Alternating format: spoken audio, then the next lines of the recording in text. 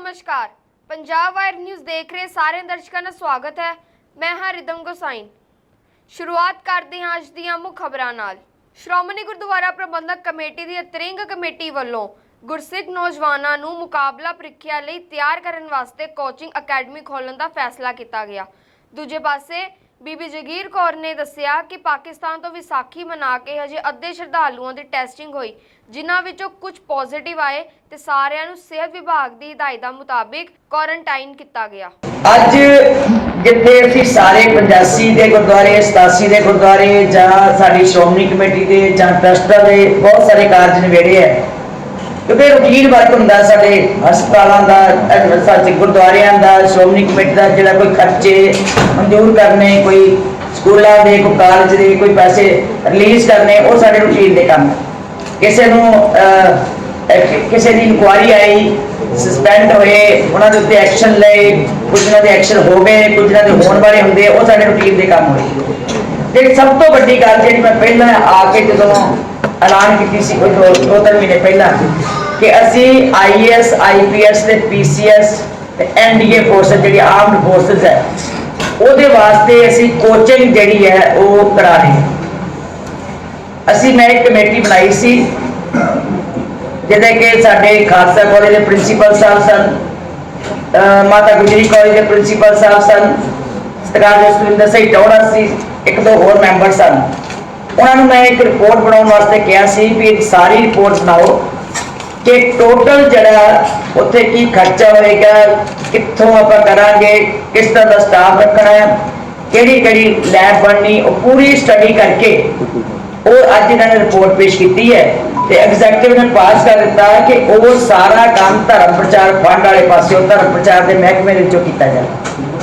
तो यह भी गल है कि ये बिल्कुल जरा सिख बच्चे सिख मतलब सिख धर्म में संबंधित होंगे, क्योंकि साडा काल जड़ा है वो सिख पटवारी नूं अगे बढ़ाउणा है।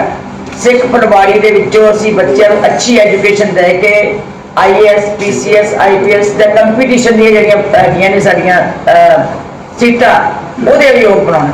सो अज एग्जैक्टिव ने पास कर दिता। ये टौड़ा इंस्टीट्यूट साडा बनया होया पटियाले, ओहदी बिल्डिंग बहुत तकड़ी बनी है, ਉਹਦਾ ਜਿਹੜਾ पोर्शन है ਉਹਦੇ सारा ही काम किया जा रहा है, पूरा स्टाफ रखा जा रहा है, पूरे खर्चे का अंदाजा लग गया, वो पास कर दिता गया एग्जैक्टिव के जिन्ना भी ये खर्चा आए, जी भी लोड़ पवे डायरैक्टर करना हो, उसे अपॉइंट करना हो, वो सारियां सानूं देतियां कि सब कमेटी बना के वो खर्चे जोड़े है वो शुरू किए जाए।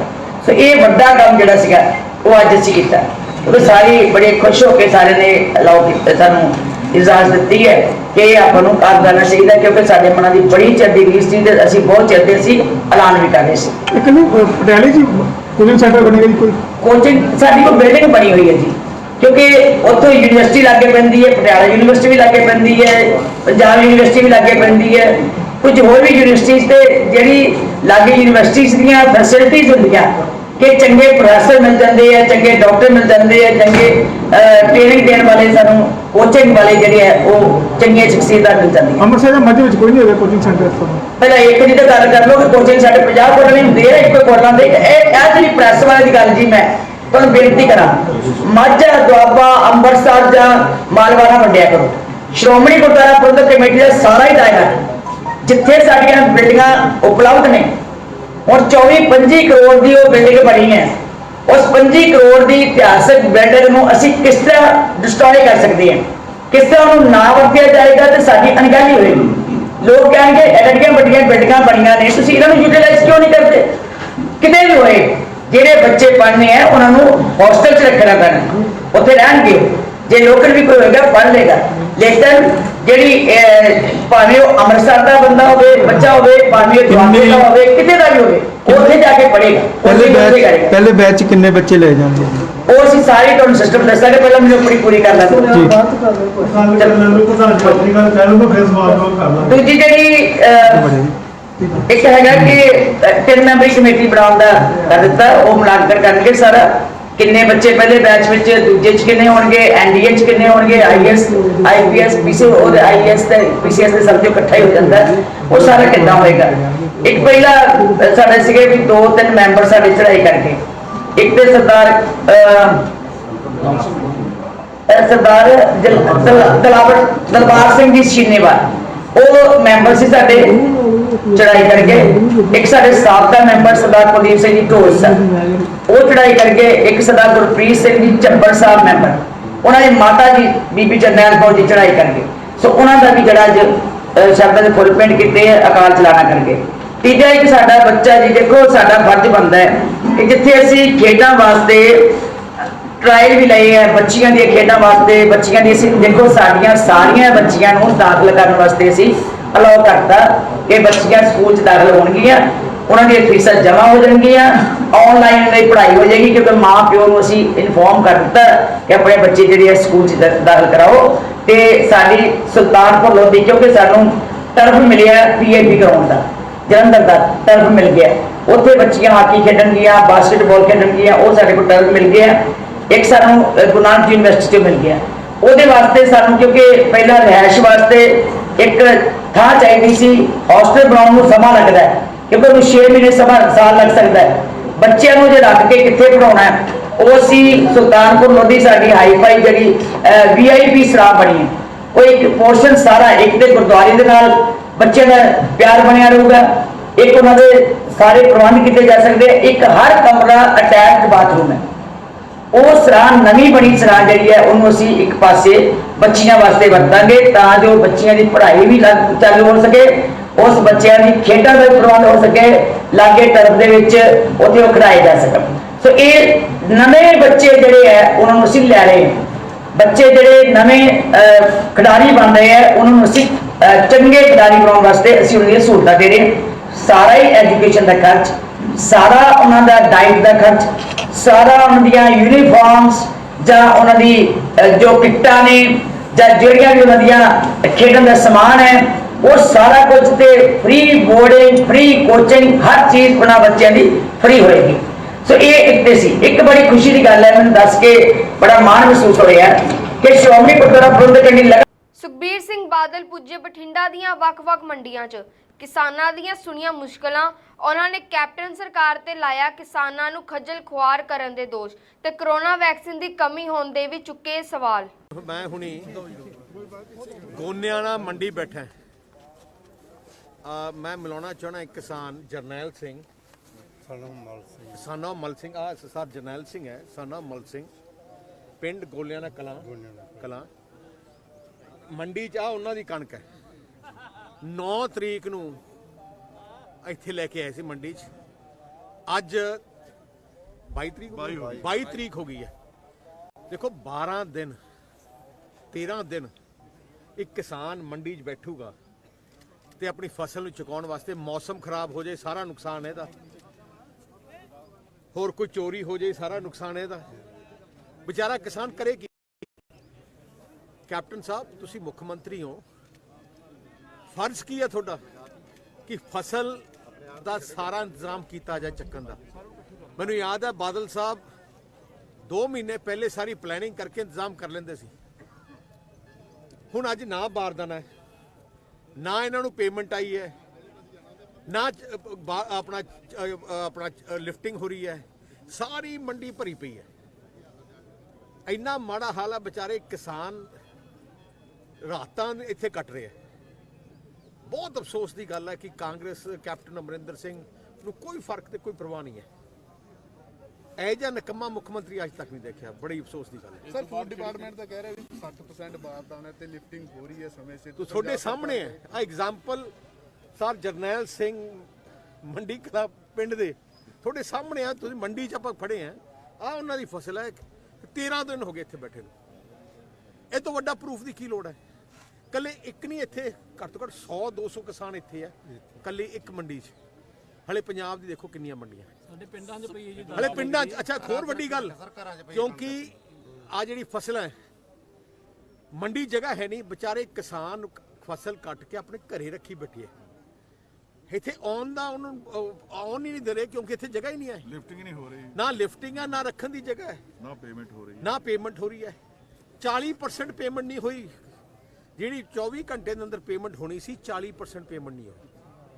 ਆਹ ਹਾਲਾਤ ਹੈ।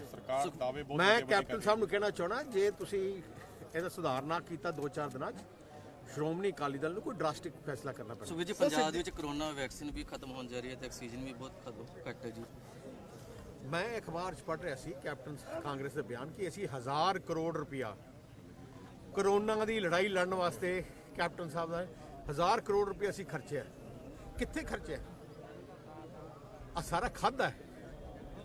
ਇੱਕ ਨਵਾਂ ਹਸਪਤਾਲ ਨਹੀਂ ਬਣਾਇਆ, ਨਵਾਂ ਕੋਈ ਬੈੱਡ ਨਹੀਂ ਐਡ ਕੀਤਾ, ਨਾ ਇੱਥੇ ਪੰਜਾਬ 'ਚ ਆਕਸੀਜਨ ਹੈ, ਨਾ ਵੈਂਟੀਲੇਟਰ ਹੈ, ਨਾ ਇੱਥੇ ਦਵਾਈ ਹੈ, ਨਾ ਇੰਜੈਕਸ਼ਨ ਹੈ। ਇਹਦੀ ਸਾਰੀ ਦੀ ਸੀਬੀਆਈ ਦੀ ਪੜਤਾਲ ਹੋਣੀ ਚਾਹੀਦੀ ਹੈ। ਕਿੱਧਰ ਗਿਆ ਪੈਸਾ?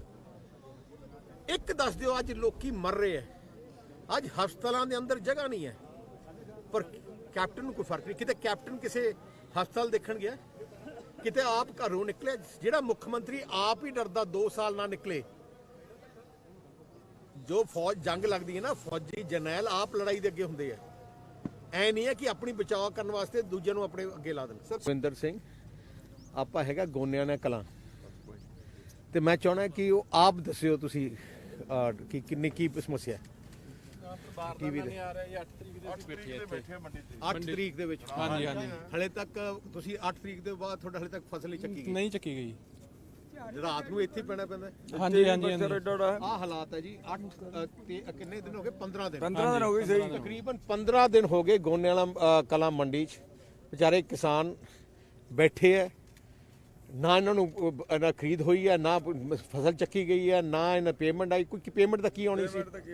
ਹਾਂ, ਰਾਤ ਨੂੰ ਮੀਂਹ ਪੈਂਦਾ ਫਿਰ ਵੀ ਇੱਥੇ ਹੈ। ਇਹ ਜੀ ਹਾਲਾਤ ਮੈਂ ਅੱਜ ਤੱਕ ਨਹੀਂ ਦੇਖੀ। ਕੈਪਟਨ ਸਾਹਿਬ ਘਰੋਂ ਨਿਕਲੋ, ਦੇਖੋ ਕਿਵੇਂ ਕਿਸਾਨ ਪੰਜਾਬ ਦੇ ਰੁਲ ਰਹੇ ਆ। ਜੇ ਅਗਲੇ 2-4 ਦਿਨਾਂ 'ਚ ਤੁਸੀਂ ਕੁਛ ਨਾ ਕੀਤਾ, ਸ਼੍ਰੋਮਣੀ ਅਕਾਲੀ ਦਲ ਨੂੰ ਕੋਈ ਇਹੋ ਜਿਹਾ ਫੈਸਲਾ ਲੈਣਾ ਪੈਣਾ ਜਿਹੜਾ ਕਿਸਾਨ ਆਪਣੇ ਅਸੀਂ ਰੁਲ ਨਹੀਂ ਦਿੰਦੇ ਕਿਸੇ ਹਾਲ 'ਚ। ਹਰਪਾਲ ਸਿੰਘ ਚੀਮਾ ਨੇ ਕਰੋਨਾ ਵੈਕਸੀਨ ਦੀ ਪੰਜਾਬ 'ਚ ਪਾਈ ਜਾ ਰਹੀ ਕਮੀ ਅਤੇ ਹੋ ਰਹੀ ਬਰਬਾਦੀ ਦੇ ਲਈ ਪੰਜਾਬ ਸਰਕਾਰ ਨੂੰ ਜ਼ਿੰਮੇਵਾਰ ਦੱਸਿਆ ਤੇ ਸਿਹਤ ਮੰਤਰੀ ਦੇ ਅਸਤੀਫੇ ਦੀ ਉਹਨਾਂ ਨੇ ਮੰਗ ਵੀ ਕੀਤੀ। ਪੰਜਾਬ ਵਿੱਚ ਕਰੋਨਾ ਬੜੀ ਤੇਜ਼ੀ ਨਾਲ ਪੈਰ ਪਸਾਰ ਰਿਹਾ ਹੈਗਾ ਔਰ ਜਿਹੜੀ ਵੈਕਸੀਨ ਜਿਹੜੀ ਦਵਾਈ ਕੇਂਦਰ ਸਰਕਾਰ ਨੇ ਭੇਜੀ ਹੈਗੀ ਉਹਦੇ ਵਿੱਚ 8 ਤੋਂ ਲੈ ਕੇ 12% ਦੀ ਬਰਬਾਦ ਹੋ ਰਹੀ ਹੈ, ਉਹਦੀ ਬਰਬਾਦੀ ਹੋ ਰਹੀ ਹੈ ਤੇ ਪੰਜਾਬ ਸਰਕਾਰ ਜ਼ਿੰਮੇਵਾਰ ਹੈਗਾ, ਮਹਿਕਮਾ ਹੈਲਥ ਜ਼ਿੰਮੇਵਾਰ ਹੈਗਾ। ਕੈਪਟਨ ਸਾਹਿਬ ਦੀ ਡਿਊਟੀ ਬਣਦੀ ਆ ਕਿ ਪੰਜਾਬ ਦੇ ਵਿੱਚ ਕਰੋਨਾ ਮਹਾਮਾਰੀ ਨੂੰ ਨਜਿੱਠਣ ਦੇ ਲਈ ਜਿਹੜਾ ਸਖਤ ਪ੍ਰਬੰਧ ਹੋਣੇ ਚਾਹੀਦੇ ਨੇ, ਪਰ ਲੇਕਿਨ ਕੈਪਟਨ ਸਾਹਿਬ ਬਿਲਕੁਲ ਫੇਲ ਹੋ ਚੁੱਕੇ ਨੇ ਕਿ ਮਹਿਕਮਾ ਹੈਲਥ ਬਿਲਕੁਲ ਫੇਲ ਹੋ ਚੁੱਕਿਆ ਹੈਗਾ। ਜਦੋਂ ਦਾ ਕਰੋਨਾ ਆਇਆਗਾ ਉਹ ਤੋਂ ਲੈ ਕੇ ਹੁਣ ਤੱਕ ਲਗਾਤਾਰ ਪੰਜਾਬ ਦੇ ਲੋਕ ਆਪ ਖੁਦ ਲੜ ਰਹੇ ਨੇ, ਪਰ ਲੇਕਿਨ ਪੰਜਾਬ ਸਰਕਾਰ ਬਿਲਕੁਲ ਫੇਲ ਹੋ ਚੁੱਕੀ ਆ। ਤੁਸੀਂ ਦੇਖੋ ਕਿ ਕਰੋਨਾ ਦੀ ਵੈਕਸੀਨ ਪੰਜਾਬ 'ਚ ਆਈ ਆ, ਕੇਂਦਰ ਸਰਕਾਰ ਨੇ ਮੈਡੀਸਿਨ ਭੇਜੀ ਆ, ਦਵਾਈ ਭੇਜੀ ਆ, ਉਹਦੇ ਵਿੱਚ 8 ਤੋਂ ਲੈ ਕੇ 12% ਦਾ ਬਰਬਾਦ ਹੋਣਾ ਔਰ ਪੰਜਾਬ ਦਾ ਦੇਸ਼ ਦੇ ਸੂਬੇ 'ਚ ਤੀਜੇ ਨੰਬਰ ਤੇ ਆਉਣਾ ਬਰਬਾਦੀ ਵਿੱਚ। ਇਸ ਗੱਲ ਦੇ ਸੰਕੇਤ ਨੇ ਕਿ ਕੈਪਟਨ ਸਾਹਿਬ ਬਿਲਕੁਲ ਹੀ ਪੰਜਾਬ ਵੱਲ ਕੋਈ ਧਿਆਨ ਨਹੀਂ ਕੈਪਟਨ ਸਾਹਿਬ ਦਾ, ਬਿਲਕੁਲ ਹੀ ਕੈਪਟਨ ਸਾਹਿਬ ਦਾ ਹੈ ਕਰੋਨਾ ਮਹਾਮਾਰੀ ਨੂੰ ਨਜਿੱਠਣ ਲੈ ਕੇ ਕੋਈ ਵੀ ਪ੍ਰਬੰਧ ਨਹੀਂ ਹੋ ਰਹੇ। ਸੋ ਅੱਜ ਪੰਜਾਬ ਦੇ ਲੋਕਾਂ ਨੂੰ ਮਰਨ ਲਈ ਮਜਬੂਰ ਕੀਤਾ ਜਾ ਰਿਹਾ। ਅੱਜ ਸਭ ਤੋਂ ਵੱਧ ਜੇਕਰ ਮੌਤਾਂ ਕਰੋਨਾ ਦਾ ਹੋ ਰਹੀਆਂ ਤਾਂ ਪੰਜਾਬ 'ਚ ਹੋ ਰਹੀਆਂ ਨੇ, ਜੇਕਰ ਸਭ ਤੋਂ ਤੇਜ਼ੀ ਨਾਲ ਕਰੋਨਾ ਫੈਲ ਰਿਹਾ ਤਾਂ ਪੰਜਾਬ 'ਚ ਫੈਲ ਰਿਹਾ। ਸੋ ਜਿਹੜੇ ਕੈਪਟਨ ਸਾਹਿਬ ਜ਼ਿੰਮੇਵਾਰ ਨੇਗੇ। ਸੋ ਮੈਂ ਸਮਝਦਾ ਕੈਪਟਨ ਸਾਹਿਬ ਨੂੰ ਚਾਹੀਦਾ ਕਿ ਤੁਰੰਤ ਪੰਜਾਬ ਦੇ ਜਿਹੜਾ ਹੈਲਥ ਮਿਨਿਸਟਰ ਆ ਬਲਬੀਰ ਸਿੰਘ ਸਿੱਧੂ ਉਹਨੂੰ ਤੁਰੰਤ ਡਿਸਮਿਸ ਕਰਨ, ਉਹਨੂੰ ਤੁਰੰਤ ਅਹੁਦੇ ਤੋਂ ਲਾਂਭੇ ਕਰਨ, ਕਿਉਂਕਿ ਉਹਨਾਂ ਦੀ ਦੇਖ ਰੇਖ ਹੇਠ ਜਿਹੜਾ ਹੈਗਾ ਪੰਜਾਬ ਦਾ ਮਹਿਕਮਾ ਹੈਲਥ ਚੱਲ ਰਿਹਾ ਹੈਗਾ। ਸੋ ਉਹੀ ਵੱਡੀ ਬਰਬਾਦੀ ਦਾ ਕਾਰਨ ਪੰਜਾਬ ਦਾ। ਆਮ ਆਦਮੀ ਪਾਰਟੀ ਨੇ ਅਜਨਾਲਾ ਥਾਣੇ ਦੇ ਬਾਹਰ ਵਿਧਾਇਕ ਹਰਪ੍ਰਤਾਪ ਅਤੇ ਉਹਨਾਂ ਦੇ ਸੁਪੁੱਤਰ ਕੰਵਰ ਪ੍ਰਤਾਪ ਸਿੰਘ ਦਾ ਪੁਤਲਾ ਫੂਕਿਆ। ਉਹਨਾਂ ਨੇ ਕਿਹਾ ਜੇਕਰ ਵਿਧਾਇਕ ਅਜਨਾਲਾ ਨੇ ਸਾਡੇ ਵਰਕਰਾਂ ਉੱਤੇ ਧੱਕੇਸ਼ਾਹੀ ਕੀਤੀ ਤਾਂ ਅਗਲਾ ਧਰਨਾ ਵਿਧਾਇਕ ਦੇ ਘਰ ਦੇ ਮੂਹਰੇ ਲੱਗੇਗਾ। ਅਜਨਾਲਾ ਹਲਕੇ ਦੇ ਵਿੱਚ ਥਾਣਾ ਅਜਨਾਲੇ ਦਾ ਅਸੀਂ ਘਿਰਾਓ ਕੀਤਾ। ਸਾਡੇ ਨਾਲ ਸਾਡੇ ਜ਼ਿਲ੍ਹੇ ਦੇ ਅਹੁਦੇਦਾਰ ਆਮ ਆਦਮੀ ਪਾਰਟੀ ਦੇ ਪਹੁੰਚੇ ਨੇ ਔਰ ਸਾਡੇ ਲੋਕਲ ਵਲੰਟੀਅਰ ਅਹੁਦੇਦਾਰ ਜਿੰਨੇ ਨੇ ਅਜਨਾਲਾ ਹਲਕੇ ਦੇ ਉਹ ਪਹੁੰਚੇ ਨੇ। ਸੋ ਐਮਐਲਏ ਹਰਪ੍ਰਤਾਪ ਸਿੰਘ ਅਜਨਾਲਾ ਕਾਂਗਰਸ ਪਾਰਟੀ ਦੇ ਜਿਹੜੇ ਮੌਜੂਦਾ ਨੇ, ਇਹਨਾਂ ਨੇ ਆਪਣੀ ਸਿਆਸੀ ਜ਼ਮੀਨ ਖਿਸਕਦੀ ਹੋਈ ਵੇਖ ਕੇ, ਕਿਉਂਕਿ ਜਿੱਦਣ ਦੇ 28 ਫਰਵਰੀ ਦੇ ਅਸੀਂ ਆਮ ਆਦਮੀ ਪਾਰਟੀ ਜੁਆਇਨ ਕੀਤੀ ਆ, ਲਗਾਤਾਰ ਜਿਹੜੇ ਲੋਕ ਆ ਪੰਜਾਬ ਦੇ ਵਿੱਚ ਲੋਕ ਬਦਲਾਵ ਚਾਹੁੰਦੇ ਆ, ਲੋਕ ਇਹਨਾਂ ਗੁੰਡਿਆਂ ਤੋਂ ਨਿਜਾਤ ਚਾਹੁੰਦੇ ਆ, ਚਾਹੇ ਉਹ ਅਕਾਲੀ ਦਲ ਸੀ ਚਾਹੇ ਕਾਂਗਰਸੀ ਆ। ਇਹਨਾਂ ਨੇ ਹੁਣ ਇੱਕ ਨਵਾਂ ਫਾਰਮੂਲਾ ਤਿਆਰ ਕੀਤਾ। ਹਰਪ੍ਰਤਾਪ ਅਜਨਾਲੇ ਨੇ ਪੁਲਿਸ ਪ੍ਰਸ਼ਾਸਨ ਦੇ ਨਾਲ ਰਲ ਕੇ ਜਿੰਨੇ ਅਹੁਦੇਦਾਰ ਨੇ ਉਹਨਾਂ ਦੇ ਘਰਾਂ ਵਿੱਚ ਇਹਨਾਂ ਰੇਡ ਕਰਨੇ ਸ਼ੁਰੂ ਕੀਤਾ। ਅੱਜ ਸਵੇਰੇ 4 ਵਜੇ ਮੇਰੀ ਬਹਿਕ ਆ ਇੱਥੇ ਜਾਫਰਕੋਟ ਪਿੰਡ ਦੇ ਵਿੱਚ ਡੀਐਸਪੀ ਅਜਨਾਲਾ ਵਿਪਨ ਕੁਮਾਰ, ਐਸਐਚਓ ਅਜਨਾਲਾ ਮੋਹਿਤ ਕੁਮਾਰ, ਇਹਨਾਂ ਨੇ 50 ਬੰਦੇ ਪੁਲਿਸ ਦੇ ਨਾਲ ਲੈ ਕੇ ਗੇਟ ਟੱਪ ਕੇ ਘਰਾਂ ਦੇ ਵਿੱਚ ਵੜ ਕੇ ਜਬਰੀ ਤਲਾਸ਼ੀਆਂ ਕੀਤੀਆਂ ਨੇ। ਸੋ ਇਸ ਵਿਸ਼ੇ ਨੂੰ ਲੈ ਕੇ ਅੱਜ ਹਰਪ੍ਰਤਾਪ ਸਿੰਘ ਅਜਨਾਲੇ ਦਾ, ਉਹਨਾਂ ਦੇ ਬੇਟੇ ਕੰਵਰ ਪ੍ਰਤਾਪ ਅਜਨਾਲੇ ਦਾ ਜਿਹੜਾ ਪੁਤਲਾ ਜਿਹੜਾ ਥਾਣੇ ਦੇ ਬੂਹੇ ਅੱਗੇ ਫੂਕਿਆ, ਅਸੀਂ ਡੀਐਸਪੀ ਅਜਨਾਲੇ ਨੂੰ ਬਾਰ-ਬਾਰ ਪੁੱਛਿਆ, ਐਸਐਚਓ ਅਜਨਾਲੇ ਨੂੰ ਬਾਰ-ਬਾਰ ਪੁੱਛਿਆ ਕਿ ਜੇ ਅਸੀਂ ਕੋਈ ਗਲਤ ਕੰਮ ਕਰਦੇ ਹਾਂ, ਤੁਸੀਂ ਇੰਨੀ ਪੁਲਿਸ ਫੋਰਸ ਲੈ ਕੇ ਸਾਡੇ ਡੇਰੇ ਤੇ ਪਹੁੰਚੇ ਹੋ, ਸਾਡੀ ਬੈਗ ਤੇ ਪਹੁੰਚੇ ਹੋ, ਜੇ ਅਸੀਂ ਗਲਤ ਕੰਮ ਕਰਦੇ ਹਾਂ ਤੇ ਸਾਨੂੰ ਉਹਦਾ ਪ੍ਰੂਫ ਦੇ ਦਿਓ। ਮੈਂ ਗ੍ਰਿਫਤਾਰ ਹੋਣ ਵਾਸਤੇ ਆਇਆ, ਮੈਨੂੰ ਗ੍ਰਿਫਤਾਰ ਕਰ ਲਓ। ਕਿਉਂਕਿ ਇਹ ਲੋਕ ਸਿਆਸੀ ਜ਼ਮੀਨ ਖਿਸਕਦੀ ਵੇਖ ਕੇ ਪੁਲਿਸ ਦਾ ਸਹਾਰਾ ਲੈ ਕੇ ਹਰਪ੍ਰਤਾਪ ਅਜਨਾਲਾ ਐਮਐਲਏ ਇਹ ਸਾਡੇ ਵਲੰਟੀਅਰਾਂ ਤੇ ਦਬਾਅ ਪਾਉਣਾ ਚਾਹੁੰਦਾ। ਮੈਂ ਉਹਨੂੰ ਮੀਡੀਆ ਦੇ ਮਾਧਿਅਮ ਰਾਹੀਂ ਚੇਤਾਵਨੀ ਦੇਣਾ ਚਾਹੁੰਦਾ, ਹਰਪ੍ਰਤਾਪ ਅਜਨਾਲਾ ਜੀ ਐਮਐਲਏ ਹੋ, ਸਿਰਫ ਤੁਹਾਡੇ ਕੋਲ 6 ਤੋਂ 7 ਮਹੀਨੇ ਰਹਿ ਗਏ ਜੇ। 2022 ਦੇ ਵਿੱਚ ਬੜੇ ਵੱਡੇ ਪ੍ਰਚੰਡ ਬਹੁਮਤ ਦੇ ਨਾਲ ਆਮ ਆਦਮੀ ਪਾਰਟੀ ਦੀ ਜਿਹੜੀ ਆ ਸਰਕਾਰ ਬਣਨ ਜਾ ਰਹੀ ਹੈ। ਔਰ ਇਹ ਗੱਲ ਯਾਦ ਰੱਖਿਓ, ਜੇ ਫਿਰ ਤੋਂ ਇਹੋ ਜੀ ਕੋਝੀ ਹਰਕਤ, ਕੋਝੀ ਚਾਲ ਚੱਲਣ ਦੀ ਕੋਸ਼ਿਸ਼ ਕੀਤੀ, ਮੇਰੇ ਕਿਸੇ ਵਲੰਟੀਅਰ ਦੇ ਨਾਲ, ਮੇਰੇ ਕਿਸੇ ਅਹੁਦੇਦਾਰ ਦੇ ਨਾਲ ਅਜਨਾਲੇ ਦੇ ਵਿੱਚ ਧੱਕੇਸ਼ਾਹੀ ਜਾਂ ਹਰਾਸਮੈਂਟ ਕਰਨ ਦੀ ਕੋਸ਼ਿਸ਼ ਕੀਤੀ ਤੇ ਅਗਲਾ ਧਰਨਾ ਤੁਹਾਡੇ ਘਰ ਦੇ ਬੂਹੇ ਦੇ ਅੱਗੇ ਹੋਏਗਾ। ਹਰਪ੍ਰਤਾਪ ਅਜਨਾਲੇ ਐਮਐਲਏ ਦੇ ਘਰ ਦੇ ਬੂਹੇ ਅੱਗੇ ਹੋਏਗਾ। ਉਹਨਾਂ ਦੀ ਜਨਾਨੀ ਦੇ ਬੱਚਿਆਂ ਨੂੰ ਵੀ ਪਤਾ ਲੱਗ ਸਕੇ ਕਿ ਇਹ ਹਲਕੇ ਦੇ ਵਿੱਚ ਕੀ ਕਰਦੇ ਫਿਰਦੇ ਨੇ। ਜੇ ਪਰਚੇ ਕਰਨੇ ਆ, ਰੇਡ ਕਰਨੇ ਆ ਤੇ ਐਮਐਲਏ ਹਰਪ੍ਰਤਾਪ ਅਜਨਾਲਾ ਨੂੰ ਤੇ ਡੀਐਸਪੀ ਅਜਨਾਲਾ ਵਿਪਨ ਕੁਮਾਰ ਨੂੰ, ਐਸਐਚਓ ਅਜਨਾਲਾ ਮੋਹਿਤ ਕੁਮਾਰ ਨੂੰ ਮੈਂ ਕਹਿੰਦਾ ਕਿ ਸ਼ਰੇਆਮ ਸਮੈਕ ਵਿਖੰਡੀ ਆ ਹਲਕੇ ਦੇ ਵਿੱਚ, ਸ਼ਰੇਆਮ ਸ਼ਰਾਬ ਵਿਖੰਡੀ ਆ, ਇਹਨਾਂ ਦੀ ਛਤਰ ਛਾਇਆ ਦੇ ਨਾਲ ਨਜਾਇਜ਼ ਮਾਈਨਿੰਗ ਚੱਲ ਰਹੀ ਹੈ ਅਜਨਾਲਾ ਹਲਕੇ ਦੇ ਵਿੱਚ। ਉੱਥੋਂ ਦਾ ਗੱਫੇ ਆਉਂਦੇ ਆ ਇਹਨਾਂ ਨੂੰ, ਉਹਨਾਂ ਨੂੰ ਕਿਸੇ ਨੂੰ ਨਹੀਂ ਛੇੜਦੇ, ਨਾ ਕਿਸੇ ਨਸ਼ੇੜੀ ਨੂੰ। ਇੱਥੇ ਰੋਜ਼ ਸਨੈਚਰ ਚੈਨਾ, ਜਨਾਨੀ ਦੀਆਂ ਚੈਨਾ ਖਿੱਚ ਕੇ ਲੈ ਜਾਂਦੇ ਨੇ, ਰੋਜ਼ ਗੁੰਡਾਗਰਦੀ ਦਾ ਇੱਥੇ ਨਾਚ ਨੰਗਾ ਨੱਚਿਆ ਜਾ ਰਿਹਾ, ਉਹਨਾਂ ਦੀ ਕੋਈ ਪਰਵਾਹ ਨਹੀਂ। ਪਰ ਜਿਹੜੇ ਭਲੇ ਮਾਨਸ ਨਾਗਰਿਕ ਨੇ ਉਹਨਾਂ ਨੂੰ ਇਹ ਤੰਗ ਪਰੇਸ਼ਾਨ ਕਰਨ ਤੇ ਉਤਰੇ ਹੋਏ ਨੇ। ਤੁਹਾਡੀ ਇਹ ਗੁੰਡਾਗਰਦੀ ਜਿਹੜੀ ਆ ਉਹ ਜ਼ਿਆਦਾ ਦੇਰ ਨਹੀਂ ਚੱਲੇਗੀ। ਸੋ ਅੱਜ ਦਾ ਸਾਡਾ ਮਕਸਦ ਸੀ ਥਾਣੇ ਅਜਨਾਲੇ ਦਾ ਘਰਾਓ ਕਰਨਾ, ਔਰ ਅਸੀਂ ਅੱਜ ਅਜਨਾਲੇ ਥਾਣੇ ਦਾ ਘਰਾਓ ਕਰਕੇ ਹਰਪ੍ਰਤਾਪ ਅਜਨਾਲਾ ਦਾ ਤੇ ਉਹਦੇ ਬੇਟੇ ਕੰਵਰ ਪ੍ਰਤਾਪ ਅਜਨਾਲਾ ਦਾ ਪੁਤਲਾ ਸਾੜਿਆ। ਜ਼ਿਲ੍ਹਾ ਪ੍ਰਧਾਨ ਨੇ ਡਾਕਟਰ ਇੰਦਰਪਾਲ ਜੀ, ਸਾਡੇ ਵਿਰੋਧੀ ਧਿਰ ਦੇ ਲੀਡਰ ਹਰਪਾਲ ਚੀਮਾ ਜੀ ਹੋਰਾਂ ਨਾਲ ਸਵੇਰੇ ਮੇਰੀ ਗੱਲ ਹੋਈ ਆ ਔਰ ਉਹਨਾਂ ਨੇ ਇਹਨਾਂ ਨਾਲ ਗੱਲ ਕੀਤੀ ਆ, ਐਸਐਸਪੀ ਸਾਹਿਬ ਨਾਲ ਗੱਲ ਕੀਤੀ ਆ। ਇਹਨਾਂ ਦਾ ਜਵਾਬ ਅੱਗੋਂ ਸੀ ਅਸੀਂ ਰੂਟੀਨ ਦੇ ਵਿੱਚ ਜਿਹੜੀ ਆ ਸਰਚ ਕਰ ਰਹੇ ਹਾਂ। ਜੇ ਰੂਟੀਨ ਦੇ ਵਿੱਚ ਸਰਚ ਕਰ ਰਹੇ ਨੇ ਤੇ ਸਾਡੀ ਬੈਗ ਤੇ ਕੋਈ ਟੈਰਰਿਸਟ ਬੈਠੇ ਆ ਜਾਂ ਸਮੈਕ ਦੀ ਖੇਪ ਪਈ ਆ, ਇਸ ਕਰਕੇ ਐਡੀ ਵੱਡੀ ਟੋਲੀ ਲੈ ਕੇ ਨਾਲ ਡੀਐਸਪੀ ਖੁਦ ਨਾਲ ਜਾ ਕੇ ਉੱਥੇ ਗੇਟ ਟੱਪ ਕੇ ਰੇਡ ਕਰ ਰਿਹਾ। ਜੇ ਉੱਥੇ ਬਰਾਮਦ ਨਹੀਂ ਕੁਝ ਹੋਇਆ ਤਾਂ ਇਹ ਡੀਐਸਪੀ ਅਜਨਾਲੇ ਨੂੰ ਜਵਾਬ ਦੇਣਾ ਪਏਗਾ, ਨਹੀਂ ਤੇ ਮੈਂ ਹਾਈ ਕੋਰਟ ਦੇ ਵਿੱਚ ਜਾ ਕੇ ਰਿਟ ਫਾਈਲ ਕਰਾਂਗਾ ਔਰ ਡੀਐਸਪੀ ਅਜਨਾਲੇ ਨੂੰ ਹਾਈ ਕੋਰਟ ਦੇ ਵਿੱਚ ਚੈਲੰਜ ਕਰਾਂਗਾ। ਬਿਲਕੁਲ, ਅਸੀਂ ਸਵੇਰ ਦੇ ਇੱਧਰ ਆ ਗਏ ਹਾਂ। ਅੱਗੇ ਤੋਂ ਕੱਲ ਜਾ ਕੇ ਅਸੀਂ ਐਸਐਸਪੀ ਜ਼ਿਲ੍ਹਾ ਦਿਹਾਤੀ ਨੂੰ सुबह से तकरीबन 4 ज़िलों में गया हूँ, 10 मंडियों में होके आया हूँ। किसान 10-10 दिन हो गए, 15-15 दिन हो गए, कई मंडियों में बैठे हैं, अपनी फसल लेके बैठे हैं, पर कोई खरीदने वाला नहीं है। दिन रात वहाँ बैठे हैं, कोई अफसर मिलने नहीं आया, कोई फैसिलिटी नहीं है। बारिश पड़ रही है, फसल ख़राब हो रही है और उनको डर है कि अभी ये फसल जब ख़राब होगी फिर सेंटर की सरकार और पंजाब सरकार बोलेगी हमने नहीं खरीदनी नहीं है। इतना बुरा हाल मैंने आज तक नहीं देखा जैसे पंजाब सरकार ने किया है। बारदाना जो 2 महीने पहले इंतज़ाम करना था अभी तक नहीं किया। ये सारी अरेंजमेंट्स 2 महीने पहले हो जाती हैं, पर क्योंकि मुख्यमंत्री पंजाब का फार्म हाउस से बाहर निकलता ही नहीं, उसको मालूम ही नहीं प्रॉब्लम क्या है। पर वो तो दावा कर रहे हैं जी, रोज किसानों की बाइटें करवा के दे रहे हैं कि हमने ये कर। अगर बाइटें कराने चाहिए उनको, मीडिया मेरे साथ आज, आपको बेनती करता हूँ मंडी, कोई भी मंडी चले जाएं, हालात वही है। तो सर कोविड को लेकर किस तरह की सिचुएशन देखते हैं पंजाब की खास? पंजाब में आज हेल्थ मंत्री ने बोला है कि किसी चीज़ बंद करने की जरूरत नहीं है अभी हम। पंजाब में कोविड को बचने सबसे ज़्यादा तैयारी बचने के लिए कांग्रेस का मुख्यमंत्री कर रहे हैं, अपने आप को बचाने के लिए। उसने अपने आप को बिल्कुल बंद कर दिया है।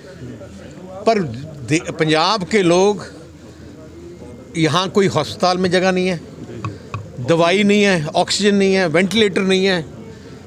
मैं किसी अखबार में पढ़ रहा था 1000 करोड़ कैप्टन साहब बोल रहे हैं कि हमने कोविड की तैयारी के लिए लगाया है।